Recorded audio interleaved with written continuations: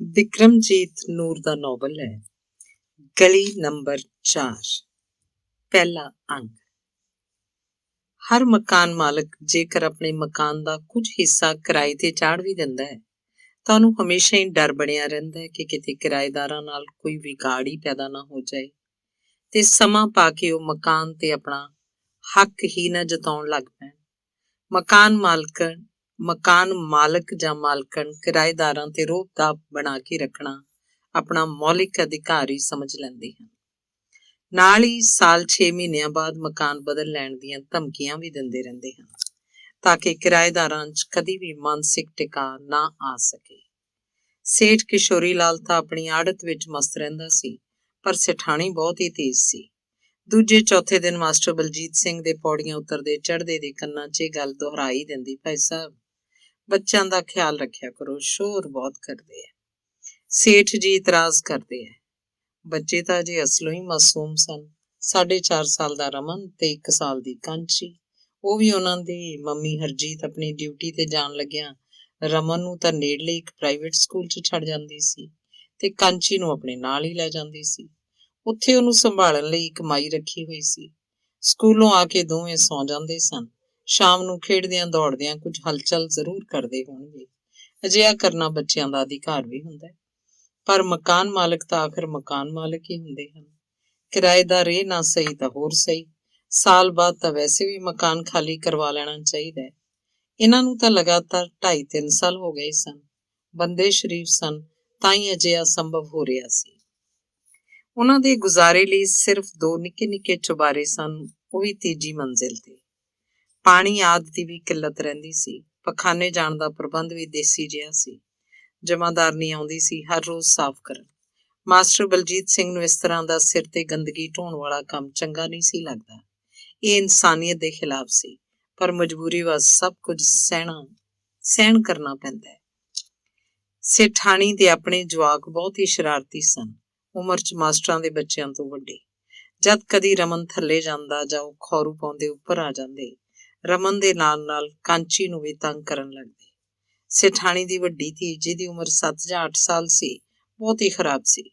ਮੋਟੇ ਨੱਕ ਮੂੰਹ ਵਾਲੀ ਇਸ ਕਾਲੀ ਕਲੂਟੀ ਕੁੜੀ ਦੇ ਆਪਣੇ ਤਾਂ ਪਟੇ ਕੀਤੇ ਹੋਏ ਸਨ, ਪਰ ਰਮਨ ਕਾਂਚੀ ਦੇ ਵਾਲ ਖਿੱਚ ਦਿੰਦੀ ਤੇ ਰਵਾ ਦਿੰਦੀ। ਹਰਜੀਤ ਘੂਰਦੀ ਵੀ, ਪਰ ਉਹ ਅੱਗੋਂ ਆਪਣੀਆਂ ਅੱਖਾਂ ਦੇ ਆਨੇ ਪਾੜ ਕੇ ਡਰਾਉਣ ਲੱਗਦੀ ਤੇ ਬੇਸ਼ਰਮਾਂ ਵਾਂਗ ਹੱਸਣ ਲੱਗਦੀ। ਹਰਜੀਤ ਬੱਚਿਆਂ ਨੂੰ ਆਪਣੇ ਕੋਲ ਬੁਲਾ ਲੈਂਦੀ। ਹਰ ਰੋਜ਼ ਹੀ ਨਵੀਆਂ ਤੋਂ ਨਵੀਆਂ ਹਦਾਇਤਾਂ ਜਾਰੀ ਕੀਤੀਆਂ ਜਾ ਰਹੀਆਂ ਸਨ। ਪਾਣੀ ਸਟੋਵ ਜਾਂ ਗੈਸ ਤੇ ਗਰਮ ਕਰਨਾ, ਕੱਪੜੇ ਧੋਣ ਲੱਗਿਆ ਥਾਪਾ ਜ਼ੋਰ ਦੀ ਨਹੀਂ ਮਾਰਨਾ, ਤਖਤੇ ਜਾਂ ਕਮਰਿਆਂ ਦੀਆਂ ਦੀਵਾਰਾਂ ਸਾਫ਼ ਕਰਦੇ ਰਹਿਣਾ। ਦੀਵਾਲੀ ਆਦਿ ਦੇ ਮੌਕੇ ਰੰਗ ਰੋਗਨ ਕਿਰਾਏਦਾਰੀ ਕਰਵਾਏ ਮਕਾਨ ਮਾਲਕ ਕੋਈ ਖਰਚਾ ਨਹੀਂ ਕਰਨਗੇ। ਹੋਰ ਤਾਂ ਹੋਰ ਮਿਲਣ ਗਿਲਣ ਵਾਲੇ ਵੀ ਬਹੁਤੇ ਨਾ ਹੋਣ। ਇਹ ਆਖਰੀ ਫਰਮਾਨ ਤਾਂ ਤਾਜ਼ਾ ਹੀ ਜਾਰੀ ਕੀਤਾ ਗਿਆ ਸੀ। ਰਮਨ ਦਾ ਜਨਮ ਦਿਨ ਮਨਾਇਆ ਗਿਆ ਸੀ। ਰਮਨ ਦੇ ਮੰਮੀ ਪਾਪਾ ਦੇ ਸਹਿਕਰਮੀ ਤੇ ਮਿੱਤਰ ਦੋਸਤ ਬੱਚਿਆਂ ਸਮੇਤ ਆਏ ਸਨ। ਉੱਚੀ ਆਵਾਜ਼ 'ਚ ਟੇਪ ਵੀ ਚੱਲੀ ਸੀ ਤੇ ਨਾਚ ਗਾਣਾ ਵੀ ਹੋਇਆ ਸੀ। ਇਹਦੇ ਬਾਵਜੂਦ ਵੀ ਬਲਜੀਤ ਸਿੰਘ ਹੋਰੀ ਟਿਕੇ ਹੋਏ ਸਨ। ਇੰਨੀ ਉਚਾਈ ਤੇ ਪਹਿਲਾਂ ਹੀ ਇੱਕ ਇੱਕ ਚੀਜ਼ ਬਹੁਤ ਹੀ ਮੁਸ਼ਕਲ ਨਾਲ ਚੜਾਈ ਗਈ ਸੀ। ਮੋਟੇ ਰੱਸਿਆਂ ਨਾਲ ਬੰਨ ਕੇ ਨਵੇਂ ਥਾਂ ਜਾ ਕੇ ਇਸ ਤੋਂ ਵੀ ਜ਼ਿਆਦਾ ਸਮੱਸਿਆਵਾਂ ਹੋ ਸਕਦੀਆਂ ਸਨ। ਬੱਚਿਆਂ ਦੇ ਸਕੂਲ ਉਹਨਾਂ ਦੀ ਪਹੁੰਚ ਤੋਂ ਪਰੇ ਹੋ ਸਕਦੇ ਸਨ। ਕੀ ਪਤਾ ਉੱਥੇ ਜਾ ਕੇ ਬੱਚੇ ਜੀ ਨਾ ਲਾਉਣ। ਨਾਲੇ ਰੋਜ਼ ਮਕਾਨ ਬਦਲਣੇ ਠੀਕ ਵੀ ਨਹੀਂ ਹੁੰਦੇ।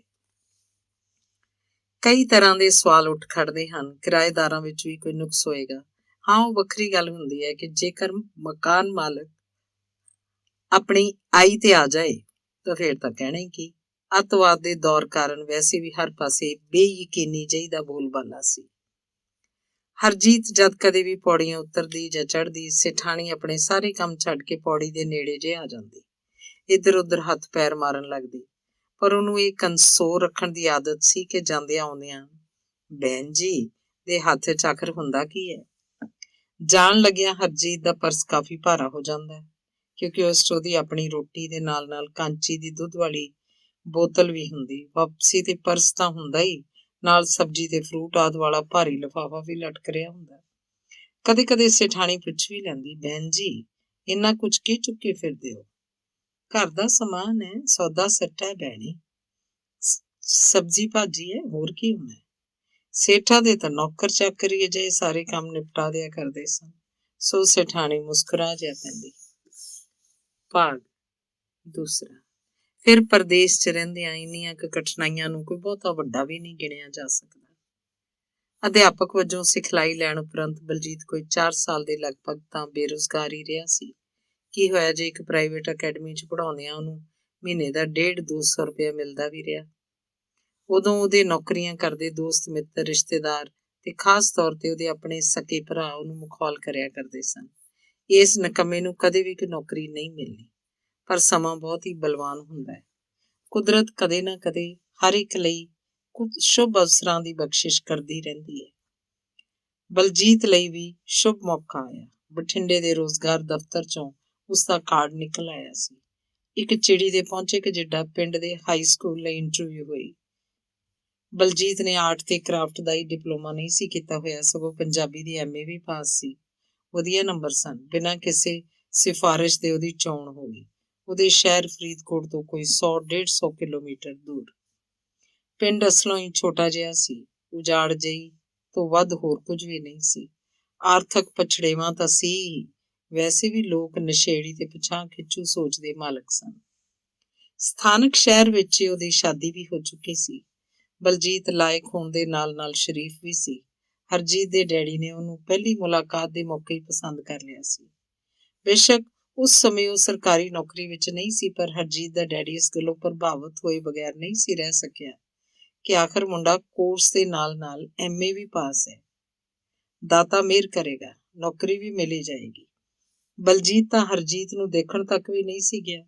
ਇੰਨੀ ਗੱਲ ਥੋੜੀ ਸੀ ਕਿ ਕੁੜੀ ਫਰੀਦਕੋਟ ਦੇ ਨੇੜੇ ਇੱਕ ਸਰਕਾਰੀ ਸਕੂਲ 'ਚ ਪੱਕੀ ਮਾਸਟਰਾਣੀ ਲੱਗੀ ਹੋਈ ਸੀ। ਤੇਰੇ ਨਾਲੋਂ ਤਾਂ ਉਹ 10 ਗੁਣਾ ਸੋਹਣੀ ਹੈ। ਜਦ ਕੋਈ ਆਉਂਦਾ ਜਾਂਦਾ ਬਲਜੀਤ ਦੇ ਕੰਨਾਂ 'ਚ ਇਹ ਗੱਲ ਪਾ ਦਿੰਦਾ ਤਾਂ ਉਹਦੇ ਦਿਲ ਅੰਦਰ ਗੁਦਗੁਦੀ ਜਿਹੀ ਹੋਣ ਲੱਗਦੀ। ਵਿਆਹ ਨੂੰ ਅਜੇ ਮਹੀਨਾ-1.5 ਮਹੀਨਾ ਹੀ ਹੋਇਆ ਸੀ ਕਿ ਬਲਜੀਤ ਨੂੰ ਵੀ ਸਰਕਾਰੀ ਨੌਕਰੀ ਮਿਲ ਗਈ ਸੀ। ਸੁਖਣਾ ਸੁੱਖ ਕੇ ਮਿਹਨਤ ਦਾ ਮੁੱਲ ਪਿਆ ਸੀ, ਪਰ ਸਾਰਾ ਕੁਝ ਹੀ ਗੜਬੜਾ ਗਿਆ ਸੀ। ਹਰਜੀਤ ਛੁੱਟੀ ਹੋਣ ਤੋਂ ਬਾਅਦ ਹੁਣ ਸਹੁਰੇ ਘਰ ਨਾ ਜਾਂਦੀ, ਸਗੋਂ ਪੇਕੇ ਚਲੀ ਜਾਂਦੀ। ਬਲਜੀਤ ਰੋਜ਼ਾਨਾ ਤੋਂ ਹਫ਼ਤਾਵਾਰੀ ਪਤੀ ਬਣ ਗਿਆ ਸੀ। ਉਹ ਹਫ਼ਤੇ ਬਾਅਦ ਘਰ ਆਉਂਦਾ। ਉਸ ਦਿਨ ਹਰਜੀਤ ਵੀ ਆਪਣੇ ਘਰ ਆ ਜਾਂਦੀ। ਮਾਂ ਆਪਣੇ ਮੁੰਡੇ ਨੂੰ ਤਾਂ ਚੁੰਮਦੀ ਨਾ ਥੱਕਦੀ, ਪਰ ਨੂੰਹ ਨਾਲ ਸਿੱਧੇ ਮੂੰਹ ਬੋਲਦੀ ਵੀ ਨਾ, ਸਗੋਂ ਮੱਥੇ ਤੇ ਤਿਉੜੀ ਪਾ ਲੈਂਦੀ। ਬਲਜੀਤ ਦੇ ਛੋਟੇ ਭਰਾ ਜ਼ਰੂਰ ਆਪਣੀ ਭਰਜਾਈ ਨਾਲ ਹੱਸ-ਹੱਸ ਗੱਲਾਂ ਕਰਦੇ। ਬਲਜੀਤ ਨੂੰ ਦੂਰੋਂ ਆਉਂਦਾ ਦੇਖ ਕੇ ਮਾਂ ਪਹਿਲਾਂ ਹੀ ਰੋਣ ਲੱਗ ਪੈਂਦੀ। ਬਲਜੀਤ ਮੱਥਾ ਟੇਕਦਾ, ਮਾਂ ਸਿਰ ਪਲੋਸਦਿਆਂ ਕਹਿੰਦੀ, ਆ ਗਿਆ ਮੇਰਾ ਪਰਦੇਸੀ ਪੁੱਤਰ। ਜਾਣ ਲੱਗਿਆਂ ਕਦੇ-ਕਦੇ ਬਲਜੀਤ ਵੀ ਅੱਖਾਂ ਭਰ ਲੈਂਦਾ। ਅਜਿਹਾ ਮਾਂ ਦੇ ਵਿਛੋੜੇ ਕਾਰਨ ਹੁੰਦਾ ਸੀ ਜਾਂ ਪਤਨੀ ਕਾਰਨ। ਸ਼ੁਰੂ 'ਚ ਬਲਜੀਤ ਨੂੰ ਖੁਦ ਨੂੰ ਵੀ ਪਤਾ ਨਹੀਂ ਸੀ ਲੱਗਦਾ। ਜਦੋਂ ਅਜਿਹੇ ਚੱਕਰਵਿਊਹ 'ਚ 2-2.5 ਸਾਲ ਦਾ ਲੰਮਾ ਅਰਸਾ ਗੁਜ਼ਰ ਗਿਆ ਤਾਂ ਪਤੀ ਪਤਨੀ ਦੋਵਾਂ ਨੂੰ ਮਹਿਸੂਸ ਹੋਣ ਲੱਗ ਪਿਆ ਕਿ ਆਖਿਰ ਇਹ ਸਿਲਸਿਲਾ ਕਦ ਤੱਕ ਚੱਲਦਾ ਰਹੇਗਾ। ਬਲਜੀਤ ਸ਼ਨੀਵਾਰ ਨੂੰ ਰਾਤ ਪੈ ਜਾਣ ਦੇ ਘਰ ਪਹੁੰਚਦਾ। ਸਕੂਲ ਦੀ ਡਿਊਟੀ ਤੋਂ ਬਾਅਦ ਸਫ਼ਰ ਕਾਰਨ ਹੋਰ ਵੀ ਥਕਾਵਟ ਹੋ ਜਾਂਦੀ। ਕਿੰਨਾ ਚਿਰ ਤਾਂ ਉਹਦਾ ਕਿਸੇ ਨਾਲ ਬੋਲਣ ਨੂੰ ਵੀ ਜੀਅ ਨਾ ਕਰਦਾ। ਹਰਜੀਤ ਹੋਰ ਵੀ ਮਾਯੂਸ ਹੋ ਜਾਂਦੀ। ਪੂਰਾ ਹਫ਼ਤਾ ਉਡੀਕੀ ਜਾਈਦਾ ਹੈ ਤੇ ਸਰਦਾਰ ਜੀ ਆ ਕੇ ਗੱਲ ਹੀ ਨਹੀਂ ਕਰਦੇ।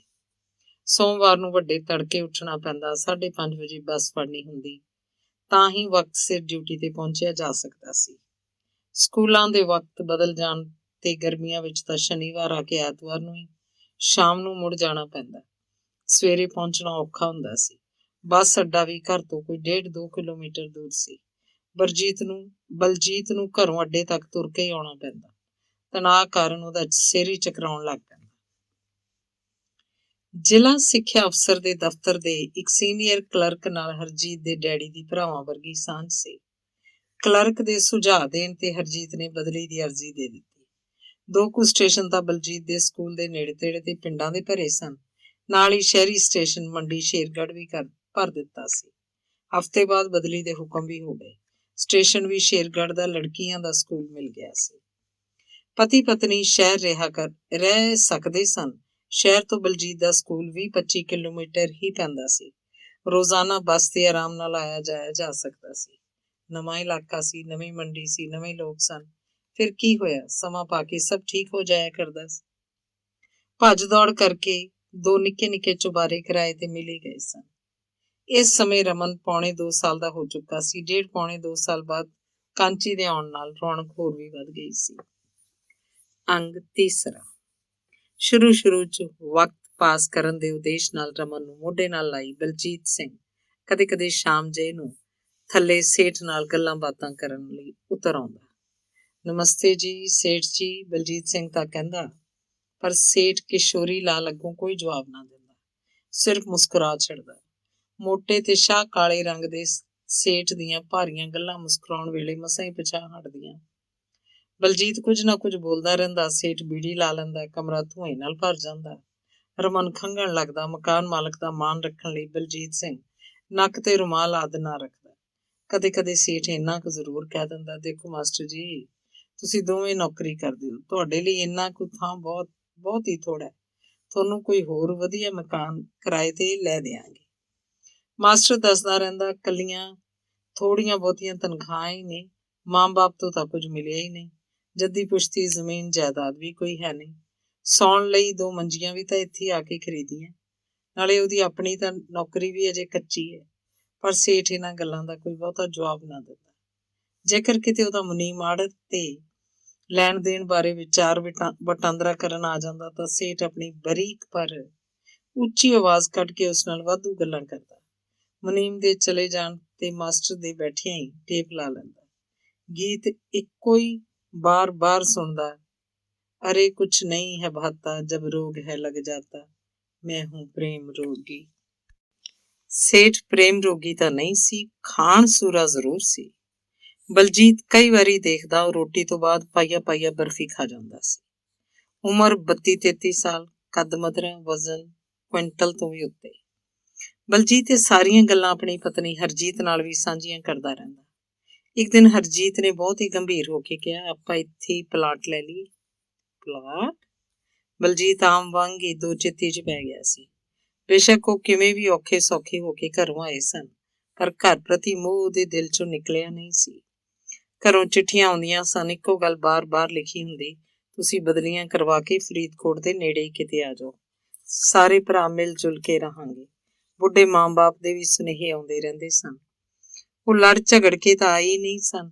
ਸਾਰੇ ਪਰਿਵਾਰ ਨੇ ਬਸ ਐਵੇਂ ਹੀ ਹਰਜੀਤ ਪ੍ਰਤੀ ਸ਼ਿਕਵਾ ਰੱਖਿਆ ਹੋਇਆ ਸੀ ਕਿ ਉਹ ਤੇ ਉਹਦੇ ਮਾਂ-ਬਾਪ ਨੇ ਰਲ ਕੇ ਉਹਨਾਂ ਦਾ ਮੁੰਡਾ ਉਹਨਾਂ ਤੋਂ ਅੱਡ ਕਰ ਦਿੱਤਾ ਹੈ। ਉਹ ਤਾਂ ਬਲਜੀਤ ਨੂੰ ਵੀ ਰੰਨ ਦਾ ਮੁਰੀਦ ਕਹਿ ਕੇ ਚੋਟ ਕਰਿਆ ਕਰਦੇ ਸਨ, ਪਰ ਉਹ ਗੁੱਸਾ ਨਹੀਂ ਸੀ ਕਰਿਆ ਕਰਦਾ। ਬੇਸ਼ੱਕ ਉਹ ਤਾਂ ਆਪਣੀ ਤਨਖਾਹ ਵਿੱਚੋਂ ਕੁਝ ਰੁਪਏ ਘਰੇ ਵੀ ਭੇਜ ਰਿਹਾ ਸੀ, ਮਾਂ-ਬਾਪ ਪ੍ਰਤੀ ਆਪਣਾ ਨੈਤਿਕ ਫਰਜ਼ ਸਮਝ ਕੇ। ਹੁਣ ਸ਼ੇਰਗੜ੍ਹ ਵਿਖੇ ਆਪਣੇ ਪੈਰ ਪੱਕੇ ਕਰਨ ਦਾ ਅਰਥ ਸੀ ਕਦੇ ਵੀ ਭਰਾਵਾਂ ਕੋਲ ਵਾਪਸ ਨਾ ਜਾਣਾ। ਸੋ ਬਲਜੀਤ ਨੇ ਜਵਾਬ ਦਿੱਤਾ ਸੀ, ਪਲਾਟਾਂ ਜੋਗੀ ਆਪਣੇ ਕੋਲ ਗੁੰਜਾਇਸ਼ ਕਿੱਥੇ? ਕਿਉਂ, ਕੀ ਗੱਲ? ਮਹਿੰਗੇ ਹੀ ਬਹੁਤ ਹੈ ਪਲਾਟ, ਆਪਾਂ ਕਿਤੇ ਦੂਰ ਦੁਰਾਡੇ ਲੈ ਛੱਡਦੇ ਹਾਂ। ਦੂਰ ਕਿੱਥੇ? ਉਧਰ ਬਲਬੀਰ ਕਾਲੋਨੀ ਵੰਨੀ ਸੁਣਿਆ ਹੈ ਸਸਤੇ ਹੈ। 20-50 ਦਾ ਪਲਾਟ 10-11 ਹਜ਼ਾਰ 'ਚ ਮਿਲ ਜਾਂਦਾ। ਤੈਨੂੰ ਕਿਵੇਂ ਪਤਾ? ਉਹ ਮੇਰੇ ਨਾਲ ਦੀ ਟੀਚਰ ਦੱਸਦੀ ਸੀ। ਹਰਜੀਤ ਕੁਝ ਹੌਸਲੇ 'ਚ ਆ ਗਈ ਸੀ। ਉਹ ਕਹਿੰਦੀ ਸੀ, ਕਿਉਂ ਪੁੱਟੀ ਜਾਂਦੇ ਹੋ ਕਿਰਾਇਆਂ 'ਚ ਪੈਸਾ?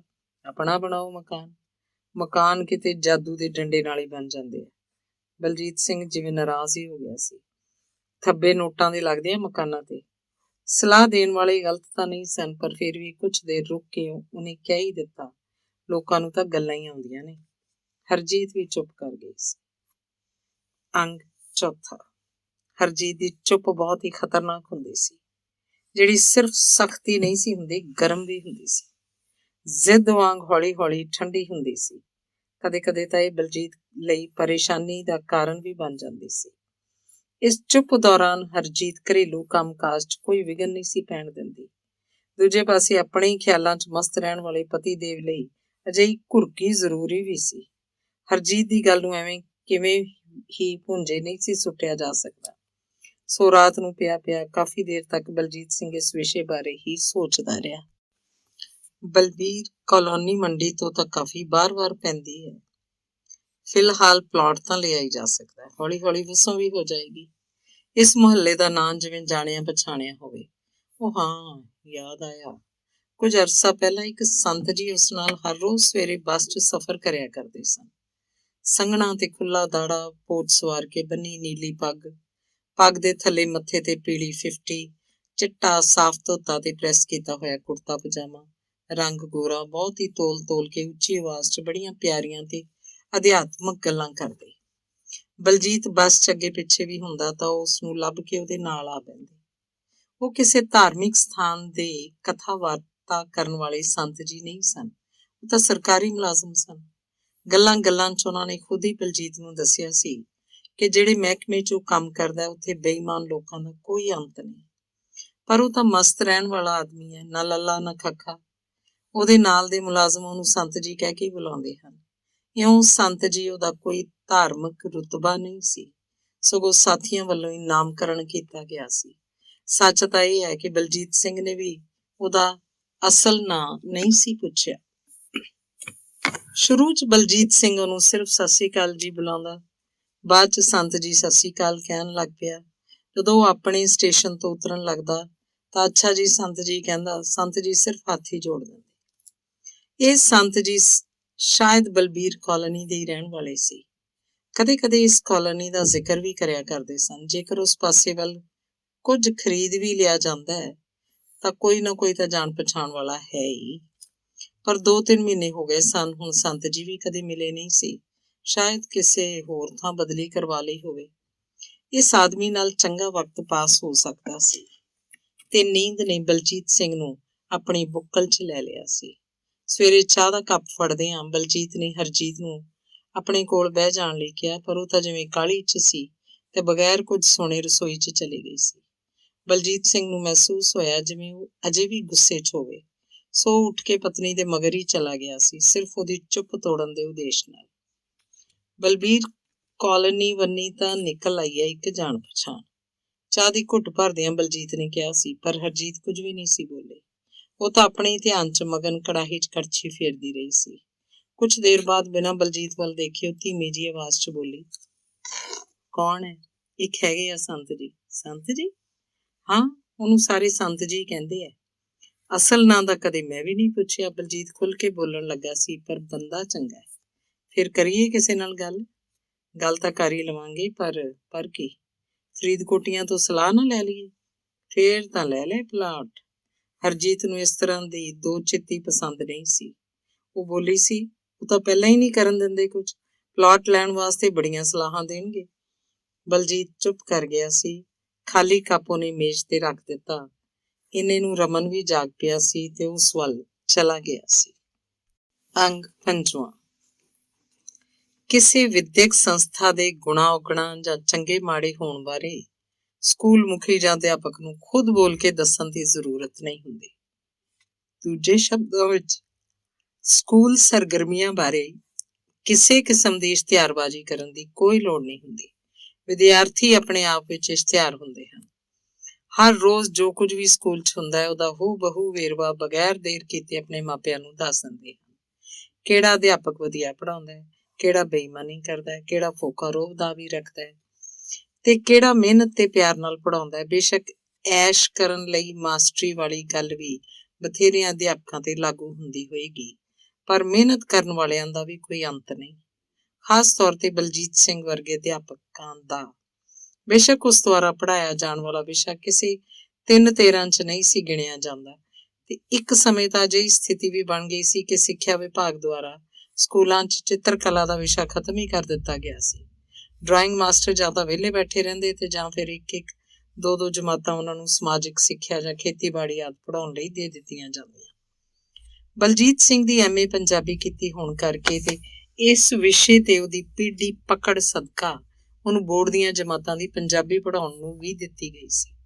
ਬਲਜੀਤ ਸਿੰਘ ਨੂੰ ਤਾਂ ਜੇਕਰ ਕੋਈ ਹੋਰ ਵਿਸ਼ਾ ਵੀ ਦਿੱਤਾ ਜਾਂਦਾ ਤਾਂ ਉਹ ਉਸ ਨਾਲ ਪੂਰਾ ਨਿਆਂ ਹੀ ਕਰਦਾ। ਫਿਰ ਡਰਾਇੰਗ ਤਾਂ ਉਹਦਾ ਆਪਣਾ ਮਨਪਸੰਦ ਵਿਸ਼ਾ ਸੀ।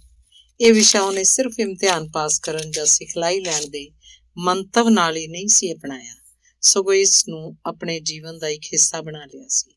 ਹਰ ਵਕਤ ਇਹਦੀਆਂ ਡੂੰਘਾਈਆਂ 'ਚ ਉਤਰ ਕੇ ਇਸ ਤੇ ਗੰਭੀਰਤਾ ਨਾਲ ਚਿੰਤਨ ਕਰਦਾ ਰਹਿੰਦਾ ਤੇ ਆਪਣੇ ਵਿਦਿਆਰਥੀਆਂ ਨੂੰ ਵੀ ਪ੍ਰੇਰਿਤ ਕਰਦਾ ਰਹਿੰਦਾ। ਜਿਵੇਂ ਕਿ ਕਿਹਾ ਗਿਆ ਹੈ, ਸਿੱਖਣਾ ਜੀਵਨ ਭਰ ਦੀ ਪ੍ਰਕਿਰਿਆ ਹੁੰਦੀ ਹੈ। ਚਿੱਤਰਕਾਰੀ ਦੀ ਇਸ ਪ੍ਰਕਿਰਿਆ ਨੂੰ ਬਲਜੀਤ ਸਿੰਘ ਨੇ ਸਿਰੜ ਨਾਲ ਜੀਵਨ ਭਰ ਲਈ ਹੀ ਅਪਣਾ ਲਿਆ ਸੀ। ਅਜਿਹਾ ਝੁਕਾਅ ਉਹਦਾ ਅਧਿਆਪਕ ਵਜੋਂ ਸਿਖਲਾਈ ਲੈਣ ਤੋਂ ਬਾਅਦ ਨਹੀਂ ਸੀ ਹੋਇਆ, ਸਗੋਂ ਇਹ ਤਾਂ ਕਿਤੇ ਪਹਿਲਾਂ ਹੀ ਉਹਦੇ ਸੁਭਾਅ 'ਚ ਸ਼ਾਮਲ ਸੀ, ਉਹਦੀ ਸੋਚ ਵਿੱਚ ਮੌਜੂਦ ਸੀ, ਉਹਦੀ ਕਲਮ 'ਚ ਨਿਹਿਤ ਸੀ। ਸਕੂਲ ਦੇ ਦਿਨਾਂ 'ਚ ਜਿੱਥੋਂ ਕਿਤੋਂ ਵੀ ਕੋਈ ਤਸਵੀਰ ਉਹਦੇ ਹੱਥ ਲੱਗਦੀ, ਉਹਦੀ ਨਕਲ ਆਪਣੀ ਅਭਿਆਸ ਕਾਪੀ 'ਚ ਉਤਾਰਨੀ ਸ਼ੁਰੂ ਕਰ ਦਿੰਦਾ। ਘਰ ਦਾ ਕੱਚਾ ਵਿਹੜਾ ਉਂਗਲਾਂ ਤੇ ਡੱਕਿਆਂ ਨਾਲ ਖਰਾਬ ਕਰਦਾ ਰਹਿੰਦਾ। ਕੰਧਾਂ ਤੇ ਮੀਨਾਕਾਰੀ ਕਰਦਿਆਂ ਕਦੇ-ਕਦੇ ਛਿੱਤਰ ਵੀ ਖਾ ਲੈਂਦਾ। ਪਰ ਆਪਣੇ ਆਪ ਵਿੱਚ ਗਲਤੀ ਦਾ ਅਹਿਸਾਸ ਉਹਨੂੰ ਕਦੇ ਵੀ ਨਹੀਂ ਸੀ ਹੋਇਆ। ਮਾਂ ਗਲਤ ਸੀ, ਬਾਪ ਗਲਤ ਸੀ, ਉਹਦੇ ਭਰਾ ਗਲਤ ਸਨ, ਉਹਦੇ ਯਾਰ ਬੇਲੀ ਗਲਤ ਸਨ, ਸਾਰੇ ਲੋਕ ਗਲਤ ਸਨ। ਮਾਂ ਕਹਿੰਦੀ ਕਦੇ ਪੜ੍ਹ ਮਰ ਵੀ ਲਿਆ ਕਰ। ਉਹਨੂੰ ਯਾਦ ਸੀ ਕਿ ਜਦ ਫਕੀਰ ਚੰਦ ਮਾਸਟਰ ਨੇ ਉਹਨੂੰ ਫੱਟੀ ਤੇ 20 ਲਿਖਣ ਨੂੰ ਕਿਹਾ ਸੀ ਤਾਂ ਉਹਨੇ ਸਿਫਰ ਦੂਏ ਦੇ ਮੂਹਰੇ ਲਾਤੀ ਸੀ। ਮਾਸਟਰ ਜੀ ਨੇ ਉਹਦੇ ਮੂੰਹ ਤੇ ਥੱਪੜ ਨਹੀਂ ਸੀ ਮਾਰਿਆ, ਸਗੋਂ ਤਕੜਾ ਘੁਸੋਨੇ ਠੋਕ ਦਿੱਤਾ ਸੀ।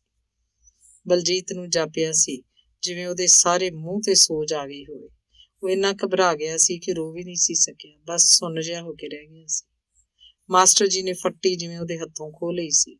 ਉਹਨਾਂ ਨੇ ਕਾਹਲੀ ਕਾਹਲੀ 'ਚ 20 ਦਾ ਅੰਕ ਫੱਟੀ ਤੇ ਪਾ ਕੇ ਦਿੱਤਾ ਸੀ ਤੇ ਬਲਜੀਤ ਨੂੰ ਹੁਕਮ ਦਿੱਤਾ ਸੀ ਕਿ ਉਹ ਸਾਰਾ ਦਿਨ ਇਸੇ ਤੇ ਪੈਨਸਲ ਫੇਰੀ ਚੱਲੇ। ਗਣਿਤ ਪੜ੍ਹਦਿਆਂ ਤੇ ਸਮਝਦਿਆਂ ਬਲਜੀਤ ਤੋਂ ਉਸ ਸਮੇਂ ਗਲਤੀਆਂ ਤਾਂ ਅਨੇਕਾਂ ਵਾਰੀ ਹੋਈਆਂ ਹੋਣਗੀਆਂ, ਪਰ ਉਸ ਦਿਨ ਤੋਂ ਬਾਅਦ 20 ਦਾ ਅੰਕ ਉਹਨੇ ਕਦੇ ਵੀ ਗਲਤ ਨਹੀਂ ਸੀ ਲਿਖਿਆ। ਪਰ ਪੜ੍ਹਨ ਦੌਰਾਨ ਉਹਦੀਆਂ ਚੰਗੀਆਂ ਜਾਂ ਠੀਕ ਤਸਵੀਰਾਂ ਦੀ ਵੀ ਸਿਫਤ ਨਹੀਂ ਸੀ ਕੀਤੀ ਗਈ। ਪੜ੍ਹਨ ਮਰਨ ਦੇ ਅਰਥਾਂ ਦੀ ਉਹਨੂੰ ਕਦੇ ਵੀ ਸਮਝ ਨਹੀਂ ਸੀ ਆਈ। ਰੁਜ਼ਗਾਰ ਯਾਫਤਾ ਹੋਣ ਲਈ ਕਿਸੇ ਨਾ ਕਿਸੇ ਰਸਮੀ ਜਾਂ ਅਕਾਦਮਿਕ ਪੜ੍ਹਾਈ ਦੀ ਜ਼ਰੂਰਤ ਹੁੰਦੀ ਤਾਂ ਹੈ ਹੀ, ਪਰ ਠੀਕ ਨੂੰ ਗਲਤ ਕਹਿਣ ਵਾਲਿਆਂ ਤੋਂ ਬਲਜੀਤ ਖਿਝ ਹੀ ਮਹਿਸੂਸ ਕਰਦਾ ਸੀ। ਅੱਜ ਉਹਦੇ ਇੱਕ ਵਿਦਿਆਰਥੀ ਨੇ ਸਕੇਲ ਦੇ ਮਾਪ ਠੀਕ ਨਹੀਂ ਸਨ ਲਿਖੇ। ਮਾਸਟਰ ਬਲਜੀਤ ਸਿੰਘ ਨਾਰਾਜ਼ ਨਹੀਂ ਸੀ ਹੋਇਆ। ਕੋਸ਼ਿਸ਼ ਕਰਨ ਉਪਰੰਤ ਗਲਤੀਆਂ ਕਰਨਾ ਤੇ ਗਲਤੀਆਂ ਤੋਂ ਸਿੱਖਦੇ ਰਹਿਣਾ ਉਹਦਾ ਆਪਣਾ ਜੀਵਨ ਮਨੋਰਥ ਬਣਿਆ ਰਿਹਾ। ਉਹ ਇਸੇ ਅਨੁਸਾਰ ਹੀ ਆਪਣੇ ਵਿਦਿਆਰਥੀਆਂ ਦਾ ਮਾਰਗ ਦਰਸ਼ਨ ਕਰਨਾ ਚਾਹੁੰਦਾ ਹੈ। ਇਹ ਢੰਗ ਕਿਸੇ ਨੂੰ ਪਸੰਦ ਆਵੇ ਜਾਂ ਨਾ ਆਵੇ, ਬਲਜੀਤ ਸਿੰਘ ਇਹਨੂੰ ਬਹੁਤਾ ਨਹੀਂ ਗੌਲਦਾ। ਕਿਸੇ ਨੂੰ ਨਹੀਂ ਪਸੰਦ ਨਾ ਸਹੀ, ਭਾਸ਼ਣ ਫਿੱਕਾ ਹੋਵੇ ਤਾਂ ਸਰੋਤੇ ਉਬਾਸੀਆਂ ਲੈਣ ਲੱਗਦੇ ਹਨ, ਪਰ ਬਲਜੀਤ ਸਿੰਘ ਕੋਲ ਉਸ ਫਿੱਕੇਪਨ ਨੂੰ ਦੂਰ ਰੱਖਣ ਦਾ ਢੰਗ ਸੀ, ਆਪਣੀ ਉਸਾਰੂ ਸੋਚ, ਆਪਣੇ ਅੰਦਰਲੀ ਕਲਾ। ਕਾਲਜ ਦੇ ਦਿਨਾਂ 'ਚ ਮਨੋਵਿਗਿਆਨ ਤੇ ਦਰਸ਼ਨ ਸ਼ਾਸਤਰ ਉਹਦੇ ਮਨਪਸੰਦ ਵਿਸ਼ੇ ਰਹੇ ਸਨ। MA ਵੀ ਉਸਨੇ ਸ਼ਾਮ ਦੀ ਜਮਾਤ ਲਾ ਕੇ ਕੀਤੀ ਸੀ। ਭਾਸ਼ਾ ਵਿਗਿਆਨ ਪੜ੍ਹਾਉਣ ਵਾਸਤੇ ਵੱਖਰੇ ਪ੍ਰੋਫੈਸਰ ਦਾ ਪ੍ਰਬੰਧ ਸੀ। ਪਹਿਲੀ ਗੱਲ ਤਾਂ ਇਹ ਵਿਸ਼ਾ ਹੀ ਆਪਣੇ ਆਪ 'ਚ ਦਿਲਚਸਪ ਨਹੀਂ ਸੀ।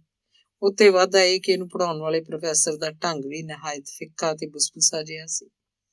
ਕੱਸ ਕੇ ਬੰਨੀ ਦਾੜੀ ਤੇ ਪਿਚਕੀ ਜੀ ਪੱਗ ਵਾਲੇ ਦਰਮਿਆਨੇ ਜੇ ਕੱਦ ਦੇ ਇਸ ਅਧਿਆਪਕ ਵਿੱਚ ਜਿਵੇਂ ਸਵੈ ਭਰੋਸੇ ਦੀ ਘਾਟ ਸੀ। ਉਹ ਰਟਿਆ ਰਟਾਇਆ ਭਾਸ਼ਣ ਦਿੰਦਾ ਤੇ ਲਗਾਤਾਰ ਮੋੜ ਤੋੜ ਕੇ ਇੱਕੋ ਹੀ ਵਾਕ ਨੂੰ ਬਾਰ-ਬਾਰ ਦੁਹਰਾਉਂਦਾ ਰਹਿੰਦਾ। ਇੱਕ ਸ਼ਬਦ ਮੁਹੱਈਆ ਤਾਂ ਉਹ ਹਰ ਰੋਜ਼ ਕਈ ਵਾਰੀ ਬੋਲਦਾ। ਇੱਕ ਦਿਨ ਬਲਜੀਤ ਨੇ ਜ਼ਰਾ ਗੰਭੀਰ ਹੋ ਕੇ ਪੁੱਛ ਹੀ ਲਿਆ ਸੀ, ਸਰ, ਇਸ ਮੁਹੱਈਆ ਨਾਂ ਦੀ ਬਲਾ ਦਾ ਕੀ ਅਰਥ ਹੁੰਦਾ ਹੈ? ਸਾਰੀ ਜਮਾਤ ਹੱਸ ਪਈ ਸੀ। ਕੁੜੀਆਂ ਆਪਣੀ ਆਦਤ ਅਨੁਸਾਰ ਕੁਝ ਜ਼ਿਆਦਾ ਹੀ ਹੱਸੀਆਂ ਸਨ। ਪ੍ਰੋਫੈਸਰ ਨੂੰ ਪਤਾ ਲੱਗ ਗਿਆ ਸੀ ਕਿ ਇਹ ਵਿਦਿਆਰਥੀ ਇਹਦੇ ਅਰਥਾਂ ਤੋਂ ਅਣਜਾਣ ਨਹੀਂ ਹੈ, ਸਿਰਫ ਵਿਅੰਗ ਵਜੋਂ ਹੀ ਸਭ ਕੁਝ ਕਹਿ ਰਿਹਾ ਹੈ, ਸੋ ਉਹਨੇ ਗੁੱਸਾ ਨਹੀਂ ਸੀ ਮੰਨਿਆ। ਆਉਂਦੇ ਦਿਨਾਂ 'ਚ ਇਸ ਤਕੀਆ ਕਲਾਮ ਦਾ ਇਸਤੇਮਾਲ ਕੁਝ ਘੱਟ ਜ਼ਰੂਰ ਕਰ ਦਿੱਤਾ ਸੀ। ਇਹਦੇ ਬਾਵਜੂਦ ਵੀ ਕਦੇ-ਕਦੇ ਬਲਜੀਤ ਬੋਰ ਹੋਣ ਲੱਗਦਾ। ਇੱਕ ਦਿਨ ਸਾਰਾ ਪੀਰੀਅਡ ਉਹ ਪ੍ਰੋਫੈਸਰ ਆਪਣਾ ਭਾਸ਼ਣ ਦਿੰਦਾ ਰਿਹਾ। ਬਲਜੀਤ ਨੇ ਇੱਕ ਅੱਖਰ ਵੀ ਨਾ ਸੁਣਿਆ। ਉਹ ਸੁਣਦਾ ਵੀ ਕਿਵੇਂ? ਉਹ ਤਾਂ ਆਪਣੀ ਕਾਪੀ ਤੇ ਕੋਈ ਸਕੈਚ ਬਣਾਉਂਦਾ ਰਿਹਾ ਸੀ, ਜਿਸ ਦਾ ਕਿ ਪ੍ਰੋਫੈਸਰ ਨੂੰ ਵੀ ਪਤਾ ਸੀ, ਪਰ ਉਹਨੇ ਪੜ੍ਹਾਉਣ ਦਰਮਿਆਨ ਦਖਲ-ਅੰਦਾਜ਼ੀ ਨਹੀਂ ਸੀ ਕੀਤੀ। ਜਦੋਂ ਪੀਰੀਅਡ ਮੁੱਕਣ ਵਾਲਾ ਸੀ, ਪ੍ਰੋਫੈਸਰ ਨੇ ਬਲਜੀਤ ਵੱਲ ਦੁਬਾਰਾ ਦੇਖਿਆ। ਉਹ ਪਹਿਲਾਂ ਵਾਂਗ ਹੀ ਮਸਤ ਬੈਠਾ ਸੀ। ਰੋਲ ਨੰਬਰ 18, ਇੱਧਰ ਆਓ। ਇਹ 18 ਰੋਲ ਨੰਬਰ ਹੋਰ ਕਿਸੇ ਦਾ ਨਹੀਂ ਸੀ, ਇਸੇ ਚਿੱਤਰਕਾਰ ਬਲਜੀਤ ਦਾ ਹੀ ਸੀ। ਪੈਨਸਿਲ ਨੂੰ ਉਸੇ ਕਾਪੀ 'ਚ ਹੀ ਰੱਖ ਕੇ ਬਲਜੀਤ ਜਦ ਉੱਠਣ ਲੱਗਾ ਤਾਂ ਪ੍ਰੋਫੈਸਰ ਬੋਲਿਆ, ਆਪਣੀ ਨੋਟਬੁੱਕ ਵੀ ਨਾਲ ਲਿਆਓ। ਸਾਰੀ ਜਮਾਤ ਕੁਝ ਹੈਰਾਨ ਹੋ ਗਈ ਸੀ। ਬਲਜੀਤ ਵਰਗੇ ਚੁੱਪਚਾਪ ਵਿਦਿਆਰਥੀ ਪ੍ਰਤੀ ਅੱਜ ਇਸ ਪ੍ਰੋਫੈਸਰ ਸਾਹਿਬ ਨੂੰ ਅਜਿਹੀ ਕੀ ਸ਼ਿਕਾਇਤ ਹੋ ਗਈ ਸੀ ਕਿ ਇੰਨਾ ਰੋਹਬ ਮਾਰ ਰਹੇ ਸਨ। ਬਲਜੀਤ ਕਾਪੀ ਲੈ ਕੇ ਪ੍ਰੋਫੈਸਰ ਦੇ ਕੋਲ ਪਹੁੰਚ ਗਿਆ ਸੀ। ਪ੍ਰੋਫੈਸਰ ਨੇ ਕਾਪੀ ਦਾ ਉਹੀ ਪੰਨਾ ਖੋਲ ਕੇ ਸਾਰੀ ਜਮਾਤ ਦੇ ਸਾਹਮਣੇ ਕਰਤਾ ਸੀ, ਜਿਸ ਤੇ ਸਾਰਾ ਪੀਰੀਅਡ ਬਲਜੀਤ ਨੋਟਿੰਗ ਲੈਂਦਾ ਰਿਹਾ ਸੀ। ਇਹ ਜਨਾਬ ਸਾਰੇ ਪੀਰੀਅਡ 'ਚ ਆ ਕੁਝ ਕਰਦੇ ਰਹੇ ਹੈ। ਪ੍ਰੋਫੈਸਰ ਨੇ ਕਾਪੀ ਮੇਜ਼ ਤੇ ਵਗਾ ਮਾਰੀ ਸੀ, ਪਰ ਵਿਦਿਆਰਥੀਆਂ ਵਿੱਚੋਂ ਕੋਈ ਵੀ ਹੱਸਿਆ ਨਹੀਂ ਸੀ। ਉਸ ਦੁਆਰਾ ਟ੍ਰੇਨਿੰਗ ਲੈਣ ਉਪਰੰਤ ਜਿਵੇਂ 4 ਸਾਲ ਸਰਕਾਰੀ ਨੌਕਰੀਆਂ ਤੇ ਵੀ ਐਮਰਜੈਂਸੀ ਲੱਗੀ ਰਹੀ ਸੀ। ਇਸ ਬਾਰੇ ਕਦੇ-ਕਦੇ ਬਲਜੀਤ ਤੀਖਣਤਾ ਨਾਲ ਸੋਚਦਾ ਹੁੰਦਾ ਸੀ ਕਿ ਕਿਤੇ ਉਹਦੇ ਲਾਪਰਵਾਹ ਤੇ ਸੰਗਾਊ ਸੁਭਾਅ ਕਾਰਨ ਉਹਦਾ ਭਵਿੱਖ ਧੁੰਦਲਾ ਤਾਂ ਨਹੀਂ ਹੋ ਰਿਹਾ। ਪਰ ਉਹਨੂੰ ਇਸ ਅਟੱਲ ਸੱਚਾਈ ਤੇ ਵੀ ਹਮੇਸ਼ਾ ਯਕੀਨ ਰਿਹਾ ਕਿ ਵਕਤ ਬਹੁਤ ਹੀ ਬਲਵਾਨ ਹੁੰਦਾ ਹੈ। ਸੁਨਹਿਰੀ ਮੌਕੇ ਹਰ ਇੱਕ ਦੀ ਜ਼ਿੰਦਗੀ 'ਚ ਆਉਂਦੇ ਹਨ। ਇਹਨਾਂ ਦਾ ਫਾਇਦਾ ਉਠਾਉਣਾ ਜਾਂ ਨਾ ਉਠਾ ਸਕਣਾ ਆਦਮੀ ਦੀ ਹਿੰਮਤ ਜਾਂ ਸੁਸਤੀ ਤੇ ਨਿਰਭਰ ਹੁੰਦਾ ਹੈ। ਅੰਗ 6। ਕਾਂਟੇ ਬਦਲਦੀ ਜ਼ਿੰਦਗੀ ਦੀ ਗੱਡੀ ਕੁਝ ਲੀਹ ਤੇ ਆ ਗਈ ਸੀ। ਛੋਟਾ ਜਿਹਾ ਖੂਬਸੂਰਤ ਪਰਿਵਾਰ, ਸੀਮਤ ਜੀਆਂ ਜ਼ਰੂਰਤਾਂ, ਪਤੀ ਪਤਨੀ 'ਚ ਪੂਰਨ ਇਤਫਾਕ, ਪਰ ਦੋਹਾਂ ਦੇ ਸੁਭਾਵਾਂ 'ਚ ਫਰਕ। ਇਹ ਗੱਲ ਕੁਦਰਤੀ ਵੀ ਤਾਂ ਹੁੰਦੀ ਹੈ। ਜਿਵੇਂ ਦੋ ਸ਼ਕਲਾਂ ਨਹੀਂ ਰਲਦੀਆਂ ਹੁੰਦੀਆਂ, ਉਸੇ ਤਰ੍ਹਾਂ ਮਨੁੱਖੀ ਸੁਭਾਅ ਵੀ ਕਦੇ ਰਲਦੇ ਨਹੀਂ। ਹਾਂ, ਅੰਦਰਾਂ ਜਾਂ ਰੁਚੀਆਂ ਦਾ ਰਲ ਜਾਣਾ ਵੱਖਰੀ ਗੱਲ ਹੈ। ਉਹ ਵੀ ਦੋ ਆਦਮੀਆਂ ਦੀਆਂ ਸਾਰੀਆਂ ਆਦਤਾਂ ਇੱਕੋ ਜਿਹੀਆਂ ਨਹੀਂ ਹੁੰਦੀਆਂ। ਫਿਲਮਾਂ ਵਿੱਚ ਅਜਿਹਾ ਸੰਭਵ ਹੋ ਵੀ ਜਾਂਦਾ ਹੈ, ਕਿਉਂਕਿ ਇਹ ਤੇ ਇੱਕ ਕਹਾਣੀ ਵੀ ਤਾਂ ਬਣਾਉਣੀ ਹੁੰਦੀ ਹੈ। ਸਮਾਜ ਦੀ ਅਸਲੀ ਤਸਵੀਰ ਪੇਸ਼ ਕਰਨੀ ਬਹੁਤ ਮੁਸ਼ਕਿਲ ਹੁੰਦੀ ਹੈ। ਮਾਸਟਰ ਬਲਜੀਤ ਸਿੰਘ ਤੇ ਹਰਜੀਤ ਦੇ ਸੁਭਾਵਾਂ 'ਚ ਜੇਕਰ ਫਰਕ ਸੀ ਤਾਂ ਅਜਿਹਾ ਉਹਨਾਂ ਦੇ ਘਰੇਲੂ ਜਾਂ ਜੀਵਨ ਦੇ ਹਾਲਤਾਂ ਕਾਰਨ ਸੀ। ਦੋਹਾਂ ਨੇ ਗਰੀਬੀ ਦਾ ਸੰਤਾਪ ਭੋਗਿਆ ਸੀ। ਫਰਕ ਕੇਵਲ ਇਹ ਸੀ, ਬਲਜੀਤ ਰੁਲ ਖੁਲ ਕੇ ਪੜ੍ਹਿਆ ਸੀ, ਪਰ ਹਰਜੀਤ ਨੂੰ ਰੀਝ ਨਾਲ ਪਾਲਿਆ ਪੋਸਿਆ ਤੇ ਪੜ੍ਹਾਇਆ ਗਿਆ ਸੀ। ਬਲਜੀਤ ਇੱਕ ਸੁੰਨੇ ਤੇ ਉਜੜੇ ਜਿਹੇ ਪਿੰਡ ਦਾ ਜੰਮਪਲ ਸੀ, ਪਰ ਹਰਜੀਤ ਦਾ ਪਿਛੋਕੜ ਸ਼ੁੱਧ ਸ਼ਹਿਰੀ ਸੀ। ਬਲਜੀਤ ਦੇ ਮਾਂ-ਬਾਪ ਤਾਂ ਦੇਸ਼ ਦੀ ਵੰਡ ਸਮੇਂ ਬਹੁਤ ਹੀ ਤਰਸਯੋਗ ਹਾਲਤ ਵਿੱਚ ਹਿੰਦੁਸਤਾਨ ਆਏ ਸਨ। ਘਰ-ਬਾਰ, ਜ਼ਮੀਨ, ਡੰਗਰ, ਪਸ਼ੂ ਤੇ ਹੋਰ ਧਨ-ਮਾਲ ਲੁਟਾ-ਪੁਟਾ ਕੇ 2 ਬੱਚਿਆਂ ਦੀ ਦੌਲਤ ਜ਼ਰੂਰ ਨਾਲ ਲੈ ਕੇ ਆਏ ਸਨ, ਪਰ ਉਹ ਦੌਲਤ ਵੀ ਖੁਦਾ ਨੇ ਉਹਨਾਂ ਦੇ ਹੱਥੋਂ ਖੋਹ ਲਈ ਸੀ। ਅਜੇ ਮਕਾਨ ਉਹਨਾਂ ਨੂੰ ਕਿਤੇ ਮਿਲੇ ਨਹੀਂ ਸੀ। ਜਿਹੜੇ ਕੈਂਪ 'ਚ ਰਹਿ ਰਹੇ ਸਨ, ਉੱਥੇ ਬਿਮਾਰੀ ਫੈਲ ਗਈ ਸੀ। ਉਹਨਾਂ ਦੇ ਦੋਵੇਂ ਬੱਚੇ ਮੌਤ ਦੇ ਮੂੰਹ 'ਚ ਜਾ ਪਏ ਸਨ। ਬਲਜੀਤ ਸਿੰਘ ਹੋਰਾਂ 4 ਭਰਾਵਾਂ ਦਾ ਜਨਮ ਤਾਂ ਇੱਧਰਲੇ ਪੰਜਾਬ ਵਿੱਚ ਹੀ ਹੋਇਆ ਸੀ। ਹਰਜੀਤ ਦੇ ਦਾਦਾ ਹੋਰੀ ਵੀ ਆਏ ਤਾਂ ਪਾਕਿਸਤਾਨ ਤੋਂ ਹੀ ਸਨ, ਪਰ ਉਹਨਾਂ ਦਾ ਕੋਈ ਅਜਿਹਾ ਨੁਕਸਾਨ ਨਹੀਂ ਸੀ ਹੋਇਆ। ਹਰਜੀਤ ਦਾ ਪਿਤਾ ਘਰ 'ਚ ਇੱਕੋ ਇੱਕ ਮੁੰਡਾ ਸੀ। ਉਹਦੀਆਂ 5 ਭੈਣਾਂ ਸਨ। ਇੰਜ ਭੈਣਾਂ ਦੀ ਕਬੀਲਦਾਰੀ ਨੇ ਇਕੱਲੇ ਭਰਾ ਦੀ ਅੱਡੀ ਨਹੀਂ ਸੀ ਲੱਗਣ ਦਿੱਤੀ। ਅੱਗੇ ਵੀ ਪਰਿਵਾਰ ਵੱਡਾ ਸੀ। ਹਰਜੀਤ ਹੋਰੀ ਵੀ 3 ਭੈਣਾਂ ਤੇ 2 ਭਰਾ ਸਨ। ਹਰਜੀਤ ਸਾਰਿਆਂ ਤੋਂ ਵੱਡੀ ਸੀ, ਪਰ ਬਲਜੀਤ ਦੂਜੇ ਨੰਬਰ ਤੇ ਸੀ। ਪਹਿਲੇ ਤੇ ਦੂਜੇ ਬੱਚੇ ਦੀ ਪਾਲਣਾ ਪੋਸਣਾ 'ਚ ਕੁਝ ਨਾ ਕੁਝ ਫਰਕ ਤਾਂ ਰਹਿ ਹੀ ਜਾਂਦਾ ਹੈ। ਬਲਜੀਤ ਸਿੰਘ ਜਿੱਥੇ ਆਪਣੇ ਹੀ ਸੰਸਾਰ 'ਚ ਰਹਿਣ ਵਾਲਾ ਆਦਮੀ ਸੀ, ਉੱਥੇ ਹਰਜੀਤ ਦਾ ਸੰਸਾਰ ਸਕੂਲ ਦੇ ਫਰਜ਼ ਨਿਭਾਉਣ ਉਪਰੰਤ ਬੱਚਿਆਂ ਦੀ ਸਾਂਭ ਸੰਭਾਲ ਜਾਂ ਰਸੋਈ ਦਾ ਕੰਮਕਾਰ ਹੀ ਸੀ। ਇਸ ਪੱਖੋਂ ਬਲਜੀਤ ਆਪਣੀ ਪਤਨੀ ਤੇ ਮਾਣ ਤਾਂ ਕਰਿਆ ਹੀ ਕਰਦਾ ਸੀ, ਪਰ ਆਪਣੇ ਆਪ ਅੰਦਰ ਹੀਣਤਾ ਭਾਵ ਮਹਿਸੂਸ ਨਹੀਂ ਸੀ ਕਰਦਾ। ਉਹ ਦੂਜੀਆਂ ਪਰਿਵਾਰਕ ਜ਼ਿੰਮੇਵਾਰੀਆਂ ਨਿਭਾਉਣ 'ਚ ਵੀ ਪੂਰੀ ਦਿਲਚਸਪੀ ਲੈਂਦਾ ਸੀ। ਬੇਸ਼ੱਕ ਜ਼ਿਆਦਾ ਮਹੱਤਵ ਆਪਣੀ ਕਲਾ ਨੂੰ ਹੀ ਦਿੰਦਾ ਸੀ, ਜਿਸ ਕਾਰਨ ਕਦੇ-ਕਦੇ ਥੋੜ੍ਹੀ ਬਹੁਤ ਗੜਬੜ ਵੀ ਹੋ ਜਾਇਆ ਕਰਦੀ ਸੀ, ਜਿਸ ਨੂੰ ਬਲਜੀਤ ਨਕਾਰਾਤਮਕ ਰੂਪ ਵਿੱਚ ਨਹੀਂ ਸੀ ਦੇਖਦਾ ਹੁੰਦਾ। ਕਾਂਚੀ ਤੇ ਰਮਨ ਨੂੰ ਉਹ ਬਹੁਤ ਪਿਆਰ ਕਰਦਾ ਸੀ। ਰਮਨ ਦਾ ਦੂਜਾ ਜਨਮ ਦਿਨ ਉਹਨਾਂ ਨੇ ਇਸੇ ਚੁਬਾਰੇ 'ਚ ਹੀ ਮਨਾਇਆ ਸੀ। ਪਹਿਲਾ ਜਨਮ ਦਿਨ ਉਹ ਮਨਾ ਹੀ ਨਹੀਂ ਸੀ ਸਕੇ। ਇਹ ਦਿਨ ਹਫ਼ਤੇ ਦੇ ਵਿਚਕਾਰ ਆ ਗਿਆ ਸੀ ਤੇ ਬਲਜੀਤ ਸਿੰਘ ਵਿੱਚੋਂ ਛੁੱਟੀ ਲੈ ਕੇ ਫਰੀਦਕੋਟ ਜਾ ਨਹੀਂ ਸੀ ਸਕਿਆ।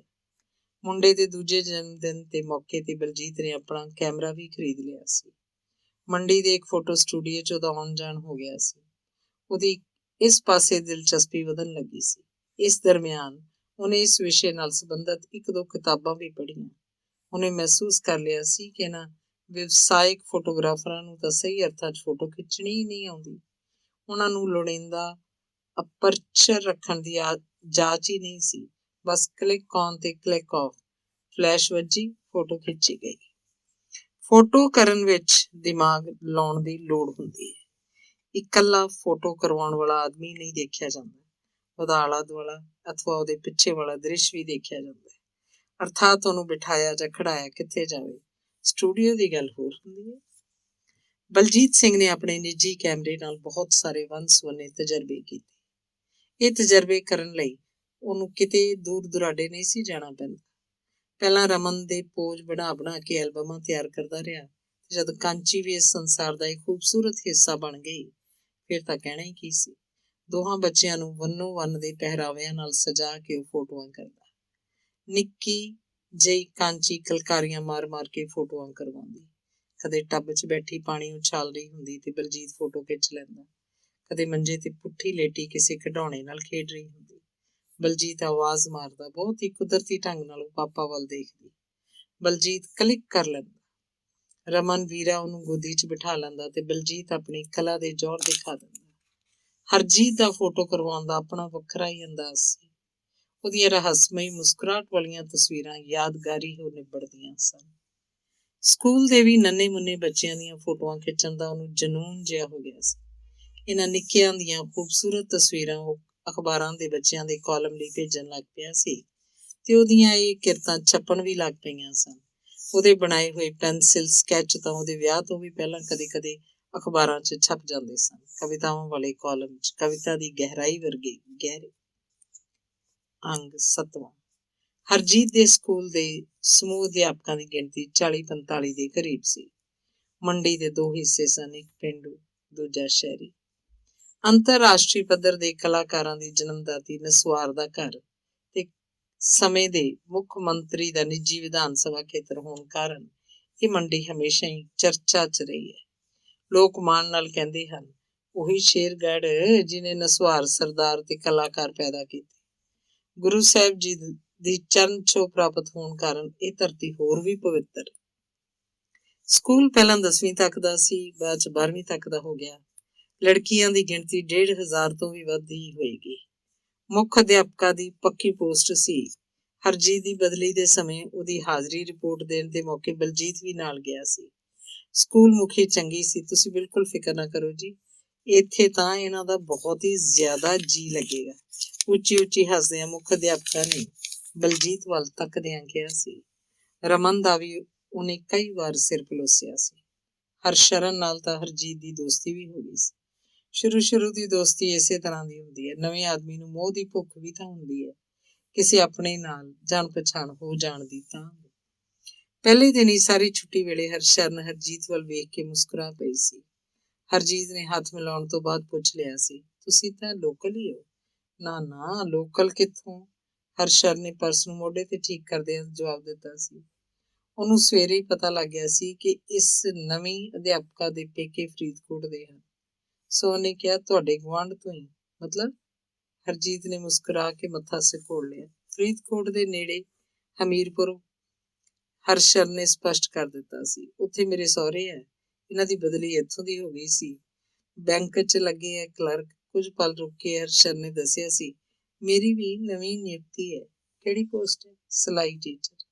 ਸਿਲਾਈ ਵਾਲੀ? ਹਰਸ਼ਰਨ ਹੋਰੀ ਵੀ ਕਿਰਾਏ ਤੇ ਹੀ ਰਹਿੰਦੇ ਸਨ। ਉਹਨਾਂ ਦੇ ਮਕਾਨ ਮਾਲਕ ਬਹੁਤ ਹੀ ਵਧੀਆ ਸਨ, ਖਾਸ ਤੌਰ ਤੇ ਮਕਾਨ ਮਾਲਕ ਦੀ ਬਜ਼ੁਰਗ ਮਾਂ। ਬਲਜੀਤ ਤੇ ਹਰਜੀਤ ਕਦੇ-ਕਦੇ ਛੁੱਟੀ ਆਦਿ ਵਾਲੇ ਦਿਨ ਜਦ ਹਰਸ਼ਰਨ ਉਹਨਾਂ ਦੇ ਘਰ ਚਲੇ ਜਾਂਦੇ ਤਾਂ ਮਾਂ ਜੀ ਬਹੁਤ ਹੀ ਜ਼ਿਆਦਾ ਮੋਹ ਕਰਦੀ। ਬਲਜੀਤ ਨੂੰ ਬਾਰ-ਬਾਰ ਪੁੱਤ-ਪੁੱਤ ਕਹਿ ਕੇ ਸੰਬੋਧਨ ਕਰਦੀ। ਹਰਸ਼ਰਨ ਦੇ ਪਤੀ ਹਰਬੰਸ ਸਿੰਘ ਨੂੰ ਵੀ ਉਹ ਬਹੁਤ ਵਧੀਆ ਸਮਝਦੀ ਸੀ। ਛੋਟੇ ਜਿਹੇ ਕੱਦ ਵਾਲਾ ਹਰਬੰਸ ਉੱਚੀ-ਉੱਚੀ ਭਾਰੇ ਬੋਲ ਬੋਲਦਾ ਮਾਂ ਜੀ ਨਾਲ ਗੱਲਾਂ ਕਰਦਾ। ਮਾਂ ਜੀ ਉੱਚਾ ਨਹੀਂ ਸੀ ਸੁਣਦੀ, ਹਰਬੰਸ ਨੂੰ ਹੀ ਉੱਚੀ ਬੋਲਣ ਦੀ ਆਦਤ ਸੀ। ਹਰਸ਼ਰਨ ਹਰਬੰਸ ਨਾਲੋਂ ਕੱਦ 'ਚ ਲੰਮੀ ਸੀ, ਰੰਗ ਦੀ ਬਹੁਤੀ ਸਾਫ਼ ਨਹੀਂ ਸੀ। ਪਤੀ ਦੇ ਮੁਕਾਬਲੇ ਉਹ ਬਹੁਤ ਹੀ ਬਰੀਕ ਆਵਾਜ਼ 'ਚ ਗੱਲ ਕਰਦੀ ਸੀ। ਕਿਸੇ ਦੀ ਗੱਲ ਤੇ ਸਹਿਮਤ ਹੁੰਦਿਆਂ ਜਦੋਂ ਹਾਂ ਬੋਲਦੀ ਤਾਂ ਪਤਲੀ ਆਵਾਜ਼ 'ਚ ਬਹੁਤ ਹੀ ਲਮਕਾ ਕੇ ਕਹਿੰਦੀ। ਘੱਟ ਬੋਲਣ ਵਾਲਿਆਂ ਦੇ ਚਿਹਰੇ ਸਿਆਣੇ ਲੱਗਣ ਲੱਗ ਪੈਂਦੇ ਸਨ। ਹਰਬੰਸ ਸਿੰਘ ਨਾਲੋਂ ਸੱਚਮੁੱਚ ਹੀ ਹਰਸ਼ਰਨ ਸਿਆਣੀ ਲੱਗਦੀ ਸੀ। ਉਹਨਾਂ ਦੇ 2 ਪੁੱਤਰ ਸਨ, ਦੋਹਾਂ ਦੇ ਬਹੁਤ ਹੀ ਜੱਚਾ ਕੇ ਪਟਕੇ ਬੰਨੇ ਹੁੰਦੇ। ਇੱਕੋ ਜਿਹੀਆਂ ਸ਼ਕਲਾਂ ਵਾਲੇ ਦੋਹਾਂ ਭਰਾਵਾਂ 'ਚ ਸਾਲ ਸਵਾ ਸਾਲ ਦਾ ਹੀ ਫਰਕ ਜਾਪਦਾ ਸੀ। ਰਮਨ ਜਿਹੜਾ ਨਿੱਕੀ ਗੱਲ ਤੇ ਰਿਆੜ ਕਰਨ ਲੱਗ ਪੈਂਦਾ ਸੀ, ਇੱਥੇ ਆ ਕੇ ਜੀ ਲਾ ਲੈਂਦਾ।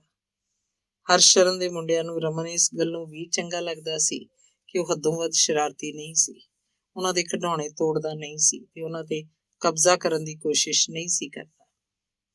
ਮਾਸਟਰ ਬਲਜੀਤ ਸਿੰਘ ਤੇ ਹਰਬੰਸ ਸਿੰਘ ਚਾਹ ਪੀਂਦੇ ਆਪਸ ਵਿੱਚ ਗੱਲਾਂ ਬਾਤਾਂ ਕਰਨ ਲੱਗਦੇ। ਹਰਬੰਸ ਦੀਆਂ ਗੱਲਾਂ 'ਚ ਰਾਜਨੀਤੀ ਹੁੰਦੀ, ਪਰ ਬਲਜੀਤ ਆਪਣੀ ਦਾਇਰੇ ਦੀਆਂ ਗੱਲਾਂ ਕਰਕੇ ਖੁਸ਼ ਹੁੰਦਾ। ਅਜਿਹਾ ਨਹੀਂ ਸੀ ਕਿ ਉਹਨੂੰ ਰਾਜਨੀਤੀ 'ਚ ਦਿਲਚਸਪੀ ਨਹੀਂ ਸੀ, ਉਸਨੇ ਤਾਂ ਆਪਣੇ ਅੰਦਰ ਇੱਕ ਵੱਖਰੀ ਕਿਸਮ ਦਾ ਰਾਜਨੀਤਿਕ ਦਰਸ਼ਨ ਵਿਕਸਿਤ ਕਰ ਰੱਖਿਆ ਸੀ। ਜਦੋਂ ਇਸ ਵਿਸ਼ੇ ਤੇ ਗੱਲ ਕਰਦਾ, ਉਸ ਵਿੱਚ ਤਿੱਖੀ ਚੋਟ ਤੇ ਵਿਅੰਗ ਹੁੰਦਾ ਸੀ। ਗੰਦੀ ਖੇਡ ਨਾਲ ਸੰਬੰਧਿਤ ਇਹ ਟਿੱਪਣੀਆਂ ਹਰਬੰਸ ਦੇ ਸਿਰ ਉੱਤੋਂ ਦੀ ਲੰਘ ਜਾਂਦੀਆਂ ਸਨ। ਇਉਂ ਉਹ ਜਾਂ ਤਾਂ ਚੁੱਪ ਕਰ ਜਾਂਦਾ ਸੀ ਤੇ ਜਾਂ ਫਿਰ ਵਿਸ਼ਾ ਹੀ ਬਦਲ ਲੈਂਦਾ ਸੀ। ਜ਼ਿੰਦਗੀ 2 ਤੇ 2 4 ਨਹੀਂ ਹੁੰਦੀ, ਇਹਦੇ ਕੁਝ ਹੋਰ ਵੀ ਮਨੋਰਥ ਹੋਇਆ ਕਰਦੇ ਹਨ। ਪੈਸਾ ਜ਼ਿੰਦਗੀ ਲਈ ਜ਼ਰੂਰੀ ਹੁੰਦਾ, ਪਰ ਸਮੁੱਚਾ ਜੀਵਨ ਹੀ ਪੈਸੇ ਨੂੰ ਸਮਰਪਿਤ ਨਹੀਂ ਕਰ ਦੇਣਾ ਚਾਹੀਦਾ। ਜਦੋਂ ਬਲਜੀਤ ਇਹੋ ਜਿਹੀਆਂ ਗੱਲਾਂ ਕਰਨ ਲੱਗਦਾ ਤਾਂ ਹਰਬੰਸ ਸਿੰਘ ਹੋਰੂ ਜਿਹਾ ਮੂੰਹ ਬਣਾ ਲੈਂਦਾ, ਜਿਵੇਂ ਬਲਜੀਤ ਬਿਲਕੁਲ ਹੀ ਅਨਾੜੀ ਹੋਵੇ। ਹਰਬੰਸ ਸਿੰਘ ਹੋਰੀ 2 ਭਰਾ ਸਨ, 2 ਉਹਨਾਂ ਦੀਆਂ ਭੈਣਾਂ ਵੀ ਸਨ।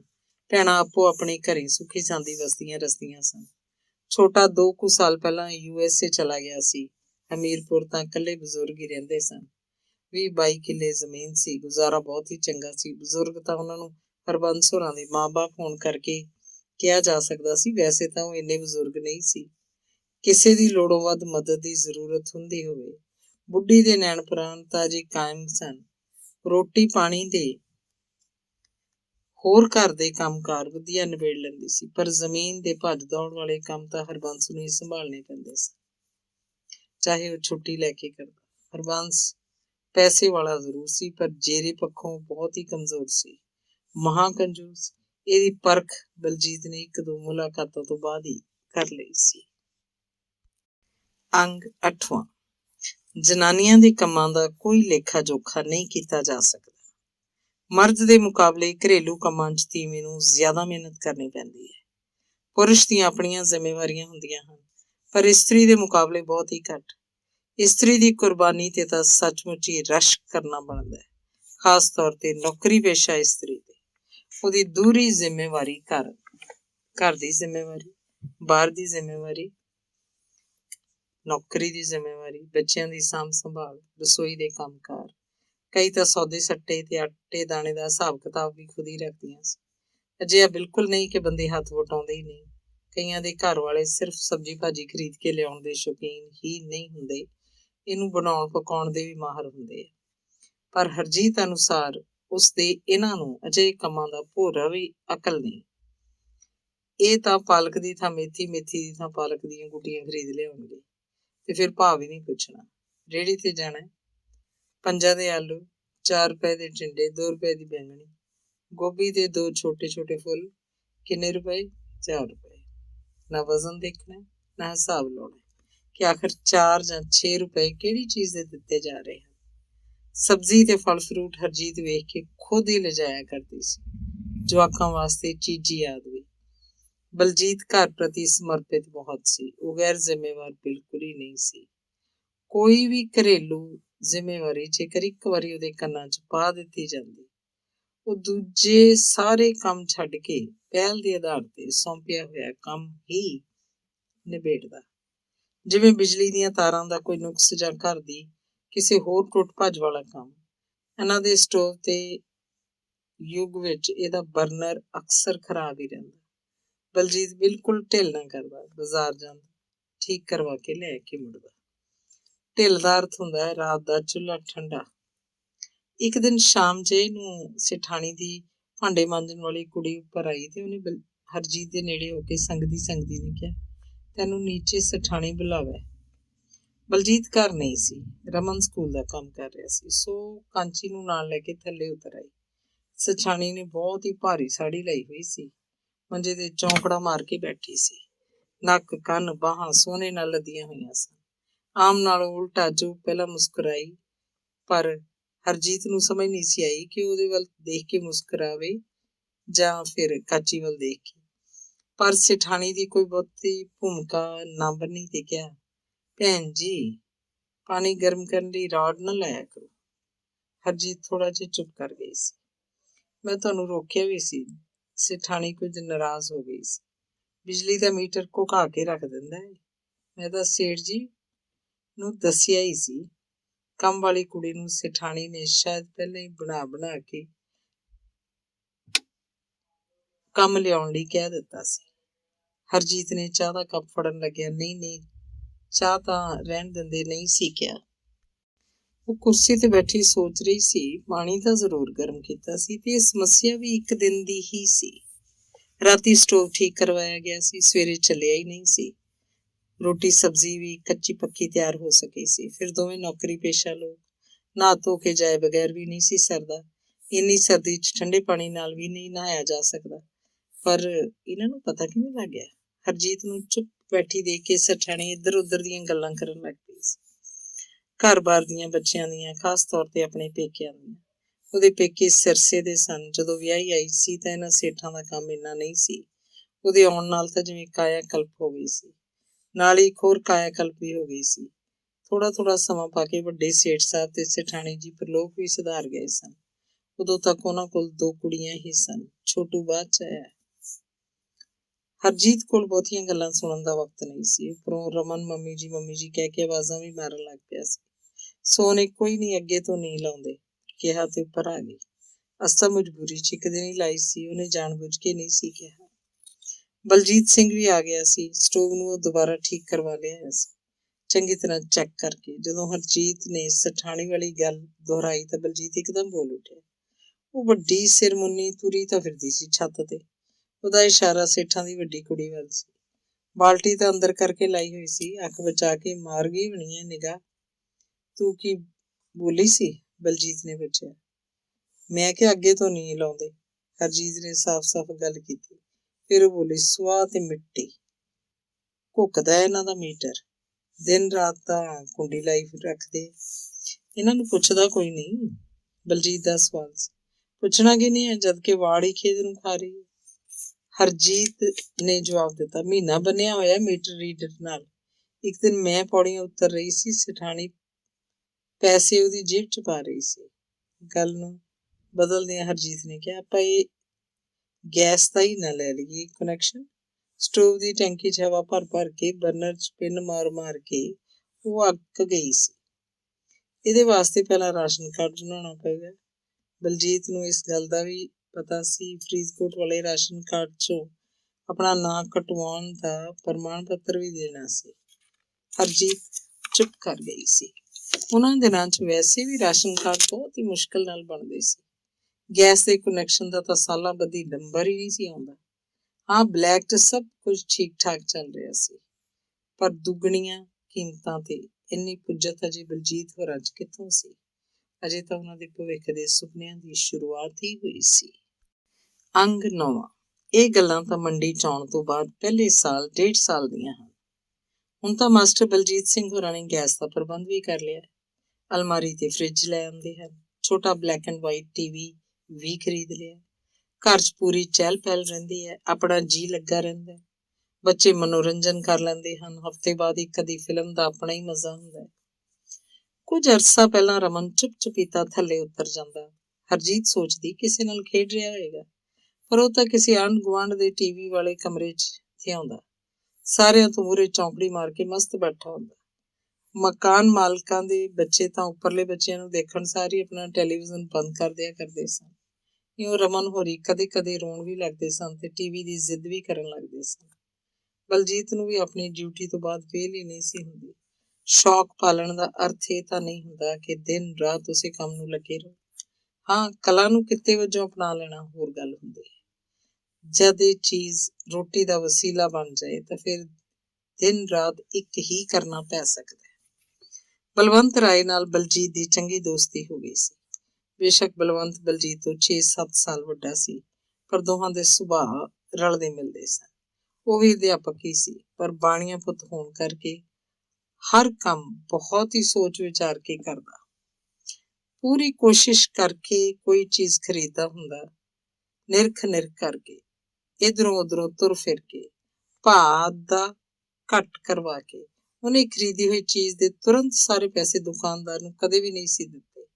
ਕੋਈ ਨੁਕਸ ਆਦਿ ਨਿਕਲ ਆਉਣ ਤੇ ਮੋੜਨੀ ਜਾਂ ਬਦਲਣੀ ਸੌਖੀ ਹੁੰਦੀ ਸੀ। ਦੂਜੇ ਪਾਸੇ ਬਲਜੀਤ ਦਾ ਬਾਜ਼ਾਰ ਜਾ ਕੇ ਪੈਸੇ ਜਿਵੇਂ ਰੋੜ ਹੀ ਆਉਂਦਾ ਸੀ।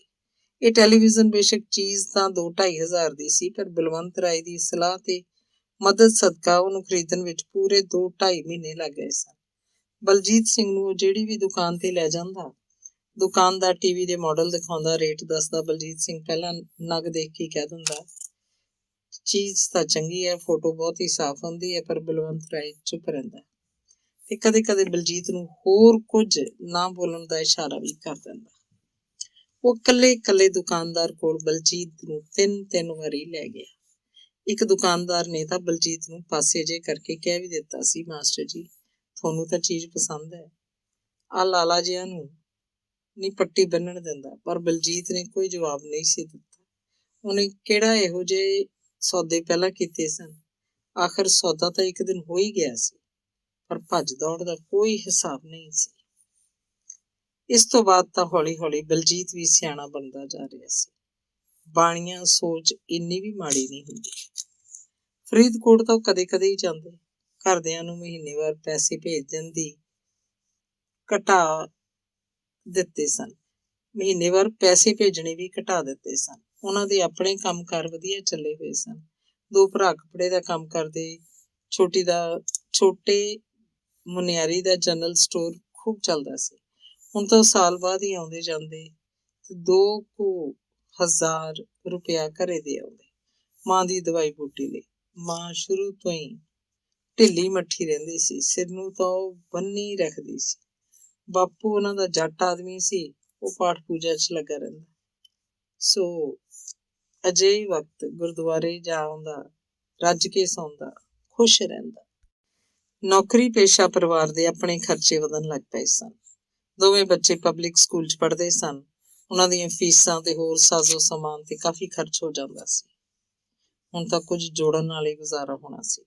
ਜ਼ਿੰਦਗੀ ਦੇ ਲੰਮੇ ਤੇ ਅਨਿਸ਼ਚਿਤ ਭਵਿੱਖ ਦੀ ਅਜੇ ਸ਼ੁਰੂਆਤ ਹੋ ਰਹੀ ਸੀ।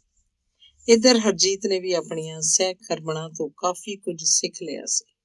ਸਾਲ ਦੀ ਕਣਕ ਇਕੱਠੀ ਲਓ, ਦਾਲਾਂ, ਸਰੋਂ ਦਾ ਤੇਲ ਤੇ ਹੋਰ ਘਰ ਦਾ ਖਾਣਾ ਪੀਣ ਦਾ ਸਮਾਨ 2-2, 4-400 ਗ੍ਰਾਮ ਖਰੀਦਣ ਤੇ ਲਕੀਰ ਫੇਰ ਦਿੱਤੀ ਸੀ। ਹਰਜੀਤ ਦੀਆਂ ਸੱਥਾਂ ਪੂਰੀਆਂ ਸ਼ਹਿਰ ਨਾਲ ਸਨ। ਉਹ ਤਿੱਖੀਆਂ ਵੀ ਬਹੁਤ ਸਨ। ਹਰਜੀਤ ਨੂੰ ਪੰਜਾਬੀ ਅਧਿਆਪਕਾ ਹੋਣ ਕਾਰਨ ਉਹਨਾਂ ਨਾਲ ਦੀਆਂ ਤੋਂ ਅਕਸਰ ਅਜਿਹਾ ਕੁਝ ਸੁਣਨਾ ਪੈਂਦਾ, ਭੈਣੇ ਪੰਜਾਬੀ ਦਾ ਕੀ ਹੁੰਦਾ, ਐਵੇਂ ਨਾ ਕਰਿਆ ਕਰ ਸੰਸਾਰ। ਪੰਜਾਬੀ ਕਿਵੇਂ ਵੀ ਸੌਖਾ ਵਿਸ਼ਾ ਨਹੀਂ, ਨਾ ਹੀ ਹਰਜੀਤ ਸੌਖੀ ਸੀ, ਸਗੋਂ ਉਹਦਾ ਕੰਮ ਤਾਂ ਕਾਫੀ ਸਖਤ ਸੀ।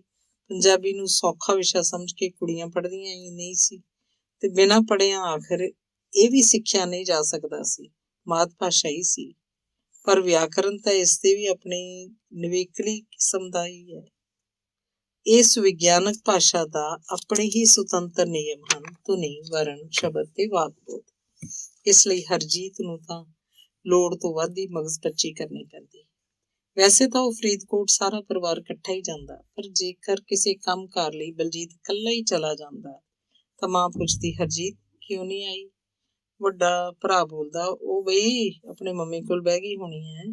ਛੋਟਾ ਵੀ ਪਿੱਛੇ ਨਾ ਰਹਿੰਦਾ, ਦੁੱਖ ਸੁੱਖ ਵੀ ਤਾਂ ਕਰਨੇ ਹੋਏ।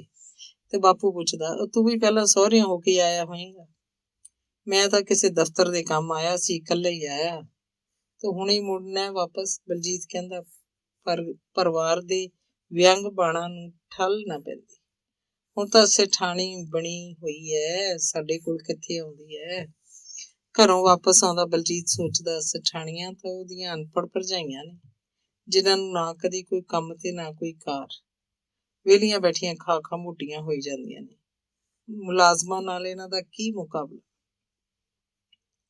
ਹਰਜੀਤ ਤਾਂ ਗੁੱਸੇ 'ਚ ਆ ਕੇ ਕਦੇ ਕਦੇ ਇਉਂ ਵੀ ਕਹਿ ਦਿੰਦੀ, ਖਸਮਾਂ ਨੇ ਸਿਰ ਚੜਾ ਰੱਖੀਆਂ, ਹੈ ਤਾਂ ਸਾਰੀਆਂ ਹੀ ਨੰਗ ਘਰਾਂ ਦੀਆਂ। ਪਰ ਉਧਰੋਂ ਆਵਾਜ਼ ਉੱਚੀ ਹੁੰਦੀ, 2 ਤਨਖਾਹਾਂ ਲੈਂਦੇ ਐ, ਅਜੇ ਵੀ ਮਰੂ ਮਰੂ ਕਰਦੇ ਫਿਰਦੇ ਐ। ਅੰਗ 10ਵਾਂ। ਸੇਠ ਕਿਸ਼ੋਰੀ ਲਾਲ ਦੇ ਚੁਬਾਰਿਆਂ ਦੀ ਦੱਸ ਵੀ ਹਰਸ਼ਰਨ ਨਹੀਂ ਪਈ ਸੀ। ਉਹਨਾਂ ਨੇ ਖੁਦ ਹੀ ਇਹ ਚੁਬਾਰੇ ਵੇਖੇ ਸਨ, ਪਰ ਉਸ ਅਨੁਸਾਰ ਹਰਬੰਸ ਸਿੰਘ ਨੂੰ ਪਸੰਦ ਨਹੀਂ ਸਨ ਆਏ। ਉਹ ਪਿੰਡੋਂ ਸਮਾਨ ਵੀ ਢੇਰ ਸਾਰਾ ਲੈ ਕੇ ਆਏ ਸਨ, ਖਾਸ ਤੌਰ ਤੇ ਮੋਟੀਆਂ ਮੋਟੀਆਂ ਸਿਰਾਂ ਵਾਲੇ ਪਾਵਿਆਂ ਵਾਲੇ ਭਾਰੇ ਮੰਜੇ ਤਾਂ ਰੱਸਿਆਂ ਨਾਲ ਬੰਨ ਕੇ ਵੀ ਉੱਪਰ ਨਹੀਂ ਸੀ ਚੜ੍ਹਨੇ। ਜੇ ਚੜ੍ਹ ਵੀ ਜਾਂਦੇ ਸੈੱਟ ਨਹੀਂ ਸੀ ਆਉਣੇ। ਦੂਜੇ ਪਾਸੇ ਹਰਜੀਤ ਹੋਰਾਂ ਕੋਲ ਤਾਂ ਸਮਾਨ ਹੀ ਨਾ ਮਾਤਰ ਸੀ, ਬਸ ਇੱਕ ਟਰੰਕ, 2 ਮੰਜੇ, ਉਹ ਵੀ ਲੋਹੇ ਦੀਆਂ ਪਾਈਪਾਂ ਵਾਲੇ, ਹੌਲੇ ਫੁੱਲ। ਭਾਵੇਂ ਇਕੱਠੇ ਕਰਕੇ ਇਹਨਾਂ ਨੂੰ ਕੰਧ ਨਾਲ ਵੀ ਖੜਾ ਕੀਤਾ ਜਾ ਸਕਦਾ ਹੈ। ਇਉਂ ਇਹ ਬਹੁਤੀ ਥਾਂ ਰੋਕਦੇ ਨਹੀਂ। ਦਾਜ ਰਾਤ ਵਿਆਹ ਹੋਇਆ ਸੀ, ਲਾੜੇ ਸਮੇਤ 5-7 ਬਰਾਤੀ ਗਏ ਸੀ। ਲਾੜੇ ਨਾਲ ਤਾਂ 2-3 ਜਣੇ ਕਾਰ 'ਚ ਗਏ ਸੀ ਤੇ ਬਾਕੀ ਰਿਕਸ਼ਿਆਂ ਤੇ, ਜੋ ਵੈਸੇ ਤੁਰਦੇ ਫਿਰਦੇ ਜਾ ਪਹੁੰਚੇ ਸੀ। ਸਾਰਾ ਮੀਲ ਸਵਾ ਮੀਲ ਦਾ ਪਿੰਡ ਤਾਂ ਸੀ, ਕੋਈ ਹੱਲਾ ਗੁੱਲਾ ਜਾਂ ਸ਼ੋਰ ਸ਼ਰਾਬਾ ਨਹੀਂ ਸੀ ਕੀਤਾ ਗਿਆ। ਫਿਰ ਵੀ ਦੋਹਾਂ ਘਰਾਂ ਵੱਲੋਂ 5-5, 7-7 ਹਜ਼ਾਰ ਦਾ ਖਰਚ ਕਰ ਹੀ ਦਿੱਤੇ ਗਏ। ਹਰਜੀਤ ਦੇ ਮਾਪਿਆਂ ਨੇ ਪਹਿਲਾ ਵਿਆਹ ਕਰਨਾ ਸੀ, ਕੋਈ ਮੰਗ ਨਾ ਹੋਣ ਦੇ ਬਾਵਜੂਦ ਵੀ ਉਹਨਾਂ ਨੇ ਚੰਗਾ ਪ੍ਰਬੰਧ ਕੀਤਾ ਹੋਇਆ ਸੀ। ਪੇਟੀ, ਪਲੰਗ, ਕੱਪੜਾ ਲੀੜਾ ਥੋੜਾ ਬਹੁਤਾ ਗਹਿਣਾ ਗੱਟਾ ਤੇ ਹੋਰ ਘਰੇਲੂ ਵਰਤੋਂ ਦੀਆਂ ਲੋੜੀਂਦੀਆਂ ਵਸਤੂਆਂ ਥੋੜੀਆਂ ਕਰਦਿਆਂ ਵੀ ਬਥੇਰੀਆਂ ਹੋ ਰਹੀਆਂ ਸਨ। ਬਲਜੀਤ ਦੀ ਮਾਂ ਬਾਰ-ਬਾਰ ਹੱਬੋ ਕੁਝੇ ਕਹਿੰਦੀ ਖੁਸ਼ ਹੋ ਰਹੀ ਸੀ। ਉਹਦਾ ਪੜ੍ਹਿਆ ਲਿਖਿਆ ਪਰ ਨਿਕੰਮਾ ਪੁੱਤਰ ਵੀ ਵਿਆਹਿਆ ਗਿਆ ਸੀ। ਹਰਜੀਤ ਦੇ ਦਾਜ ਦਾ ਸਮਾਨ ਤਾਂ ਸਹੁਰੇ ਘਰ ਦੀ ਸੰਪਤੀ ਬਣ ਗਿਆ ਸੀ।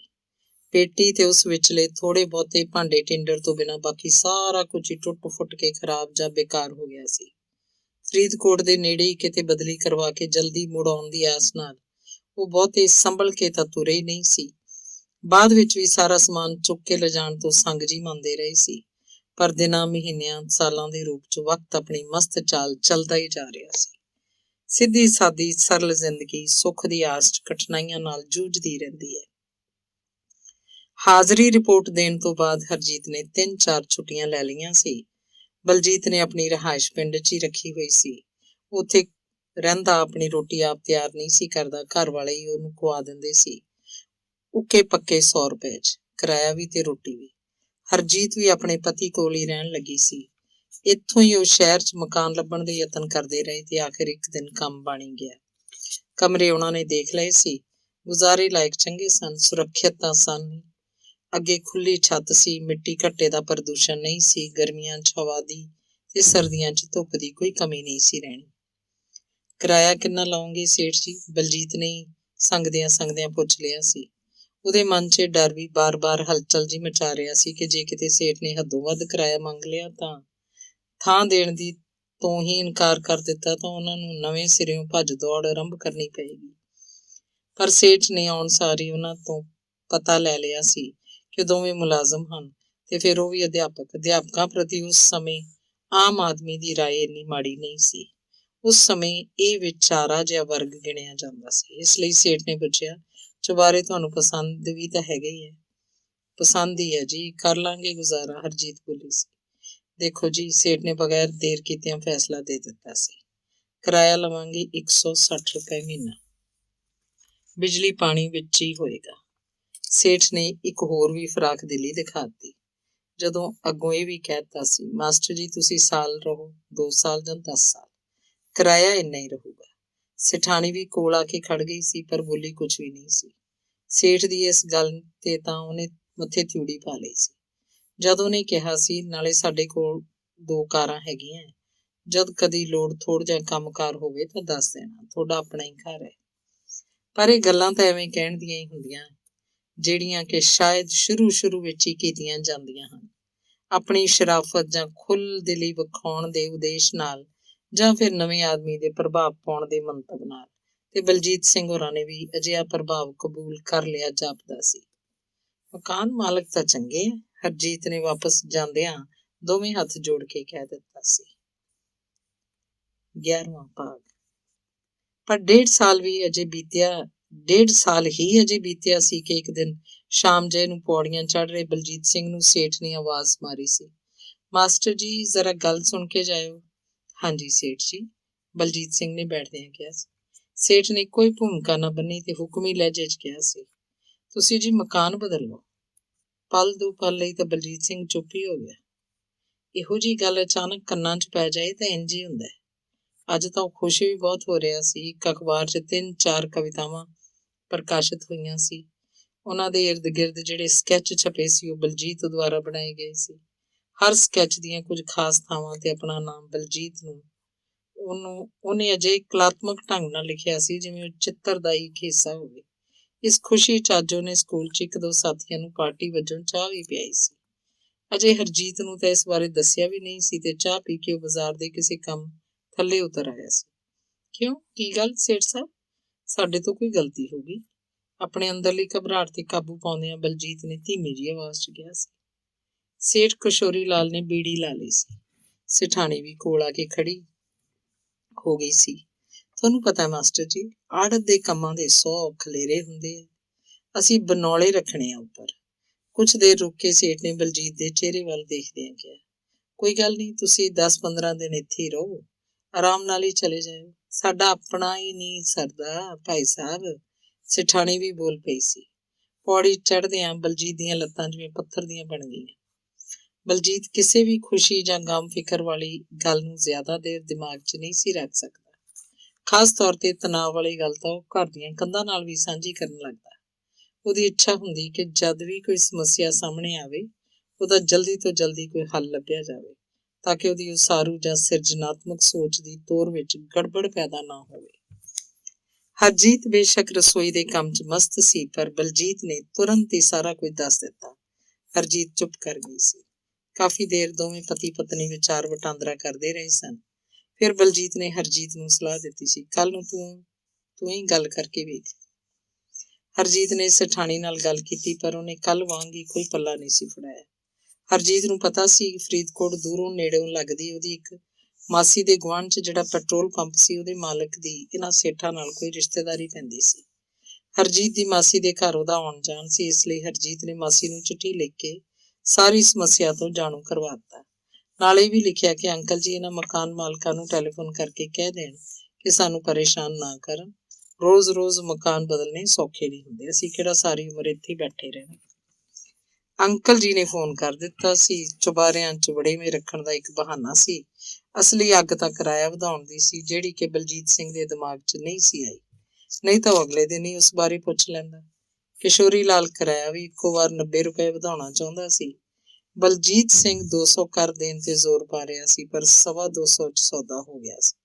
ਨਾ 250 ਨਾ 200, ਵਿੱਚ ਵਿਚਾਲੇ 225। ਇਸ ਕਿਰਾਏ ਨਾਲ 4 ਸਾਲ ਹੋਰ ਲੰਘ ਗਏ ਸਨ। ਅੰਗ 12ਵਾਂ।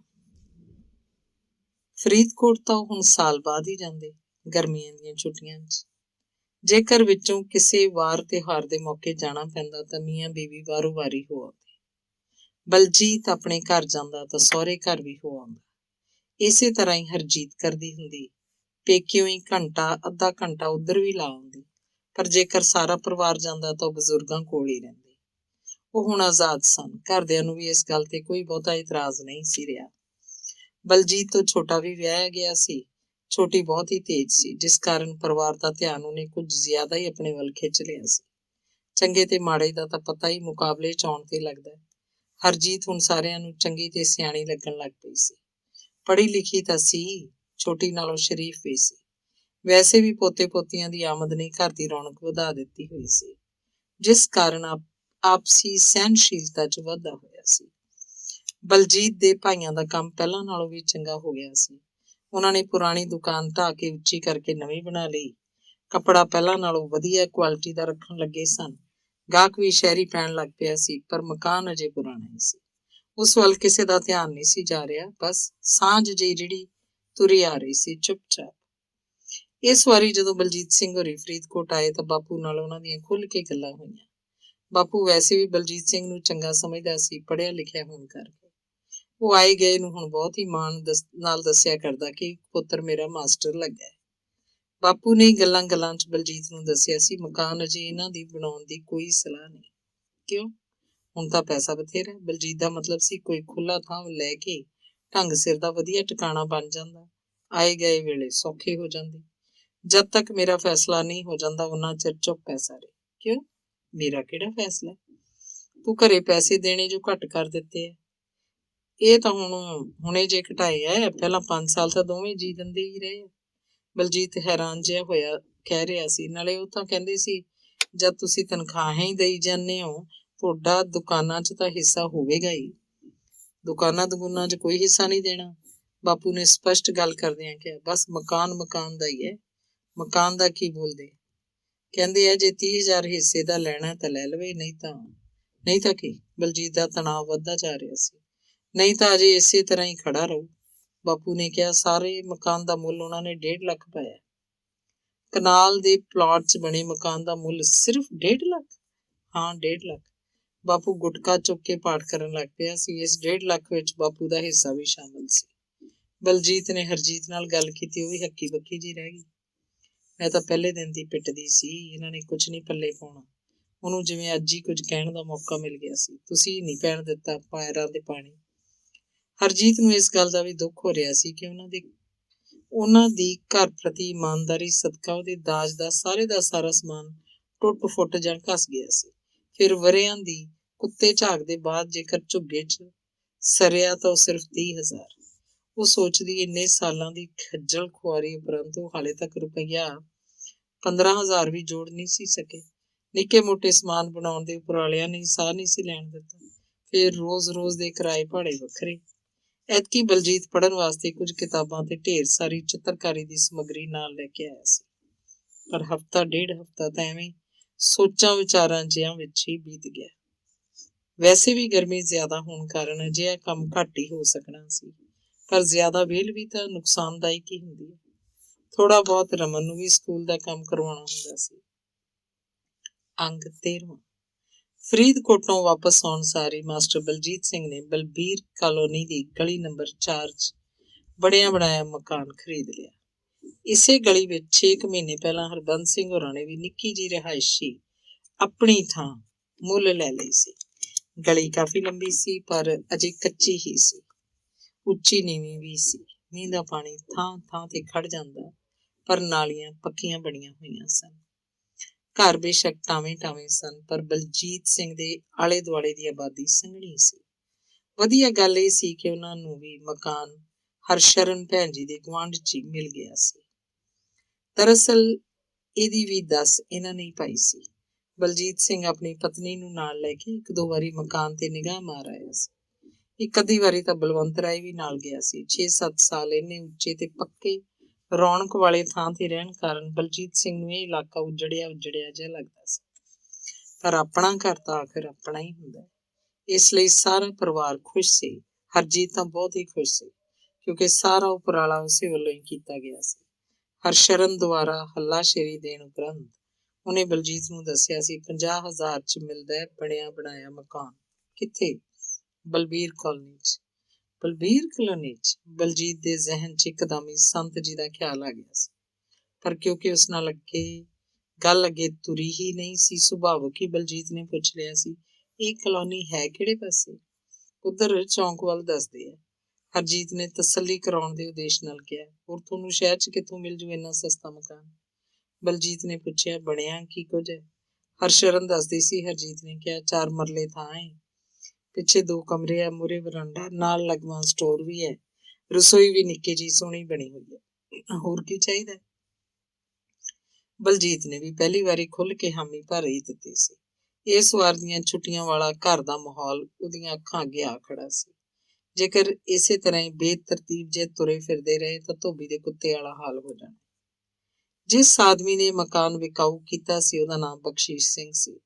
ਜਦੋਂ ਪਹਿਲੀ ਵਾਰੀ ਬਲਜੀਤ ਸਿੰਘ ਤੇ ਬਲਵੰਤ ਰਾਏ ਉਹਨੂੰ ਮਿਲੇ ਤਾਂ ਉਹਨੇ ਗੱਲਾਂ ਬਾਤਾਂ ਹੀ ਅਜਿਹੀਆਂ ਕੀਤੀਆਂ ਜਿਸ ਤੋਂ ਉਹਨਾਂ ਨੂੰ ਰੱਬੀ ਬੰਦਾ ਜਾਪਿਆ ਸੀ। ਉਹ ਇਸੇ ਗਲੀ 'ਚ ਕੁਝ ਪਲਾਟ ਛੱਡ ਕੇ ਪਹਿਲਾਂ ਨਾਲੋਂ ਖੁੱਲੀ ਥਾਂ ਤੇ ਨਵਾਂ ਮਕਾਨ ਬਣਾ ਰਿਹਾ ਸੀ। ਵੇਚੇ ਜਾ ਰਹੇ ਮਕਾਨ ਦੇ ਪਿਛਲੇ ਦੋਵੇਂ ਕਮਰੇ ਵਰਾਂਡੇ ਨਾਲੋਂ ਕੋਈ ਅੱਧਾ ਕੁ ਫੁੱਟ ਨੀਵੇਂ ਸੀ। ਸੜਕ ਬਣ ਜਾਣ ਤੇ ਹੋਰ ਵੀ ਨੀਵੇਂ ਲੱਗਣ ਲੱਗ ਪੈਣੇ ਸਨ, ਪਰ ਸਮੁੱਚੇ ਤੌਰ ਤੇ ਉਹ ਸਾਰੀ ਉੱਚੇ ਥਾਂ ਤੇ ਕੀਤੀ ਹੋਈ ਸੀ ਤੇ ਨਾਲੀ ਦੀ ਨਿਵਾਣ ਵੀ ਸੱਜੇ ਖੱਬੇ ਦੋਵੇਂ ਪਾਸੇ ਸੀ। ਸੌਦੇ ਮਾਰ ਲੈਣ ਦੇ ਮਾਹਿਰ ਬਲਵੰਤ ਰਾਏ ਨੇ ਹੀ ਪਾਣੀ ਦਾ ਗਲਾਸ ਪੀ ਲੈਣ ਉਪਰੰਤ ਬਗੈਰ ਕੋਈ ਲੰਮੀ ਭੂਮਿਕਾ ਬੰਨੇ ਪੁੱਛਿਆ ਸੀ, ਕੀ ਲਓਗੇ ਵੀਰ ਜੀ? ਮਕਾਨ ਤਾਂ ਤੁਹਾਨੂੰ ਪਸੰਦ ਹੈ ਨਾ? ਚਿੱਟੇ ਦੰਦ ਕੱਢਦਿਆਂ ਸਾਹਮਣੇ ਚਿਹਰੇ ਤੇ ਮੁਸਕਰਾਹਟ ਲਿਆਉਂਦਿਆਂ ਬਖਸ਼ੀਸ਼ ਸਿੰਘ ਨੇ ਪਹਿਲਾਂ ਸਿਰ ਤੇ ਵਲੇਟੇ ਸਫੈਦ ਸਾਫੇ ਦੇ ਹੱਥ ਫੇਰਿਆ, ਫਿਰ ਕਿਹਾ ਸੀ, ਪਸੰਦ ਹੈ ਜੀ, ਤੁਸੀਂ ਮੁੱਲ ਦੱਸੋ? ਇਸ ਵਾਰ ਬਲਜੀਤ ਬੋਲਿਆ ਸੀ।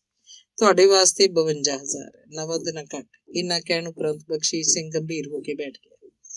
ਬਲਜੀਤ ਸਿੰਘ ਤੇ ਬਲਵੰਤ ਰਾਏ ਵੀ ਚੁੱਪ ਜੇ ਕਰ ਗਏ। ਹਰਸ਼ਰਨ ਤਾਂ ਕਹਿੰਦੀ ਸੀ 50,000 'ਚ ਸੌਦਾ ਹੋ ਜਾਏਗਾ, ਪਰ ਇਸ ਸਰਦਾਰ ਨੇ 2,000 ਹੋਰ ਵਧਾ ਦਿੱਤੇ।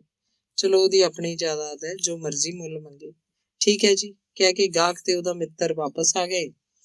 ਗਲੀ 'ਚੋਂ ਨਿਕਲਣ ਸਾਰੀ ਬਲਵੰਤ ਰਾਏ ਨੇ ਜਿਵੇਂ ਨਾਰਾਜ਼ ਹੁੰਦਿਆਂ ਕਿਹਾ ਸੀ, ਮਹਿੰਗੇ ਹੈ ਯਾਰ ਮਕਾਨ ਤਾਂ। ਮਕਾਨਾਂ ਦੀ ਖਰੀਦੋ ਫਰੋਖਤ ਵਿੱਚ ਕੁਝ ਤੇਜ਼ੀ ਆ ਚੁੱਕੀ ਸੀ, ਪਰ 2,000 ਰੁਪਏ ਤਾਂ ਬਖਸ਼ੀਸ਼ ਸਿੰਘ ਨੇ ਜਿਵੇਂ ਮੁੱਲੋ ਮੱਲੀ ਵਧਾ ਦਿੱਤੇ ਸੀ। ਉਹਨਾਂ ਹਰਸ਼ਰਨ ਹੋਰਾਂ ਨੇ ਤਾਂ ਇੰਨੀ ਕੁ ਥਾਂ ਸ਼ਾਇਦ 43-44,000 'ਚ ਹੀ ਲਈ ਸੀ। ਬਲਜੀਤ ਨੇ ਕਿਹਾ, ਇਹ ਵੀ ਯਾਰ 47-48 ਦਾ ਹੀ ਹੈ, ਆਪਾਂ ਇੰਨਾ ਕੁ ਕਰਵਾਉਣ ਦੀ ਕੋਸ਼ਿਸ਼ ਕਰਾਂਗੇ।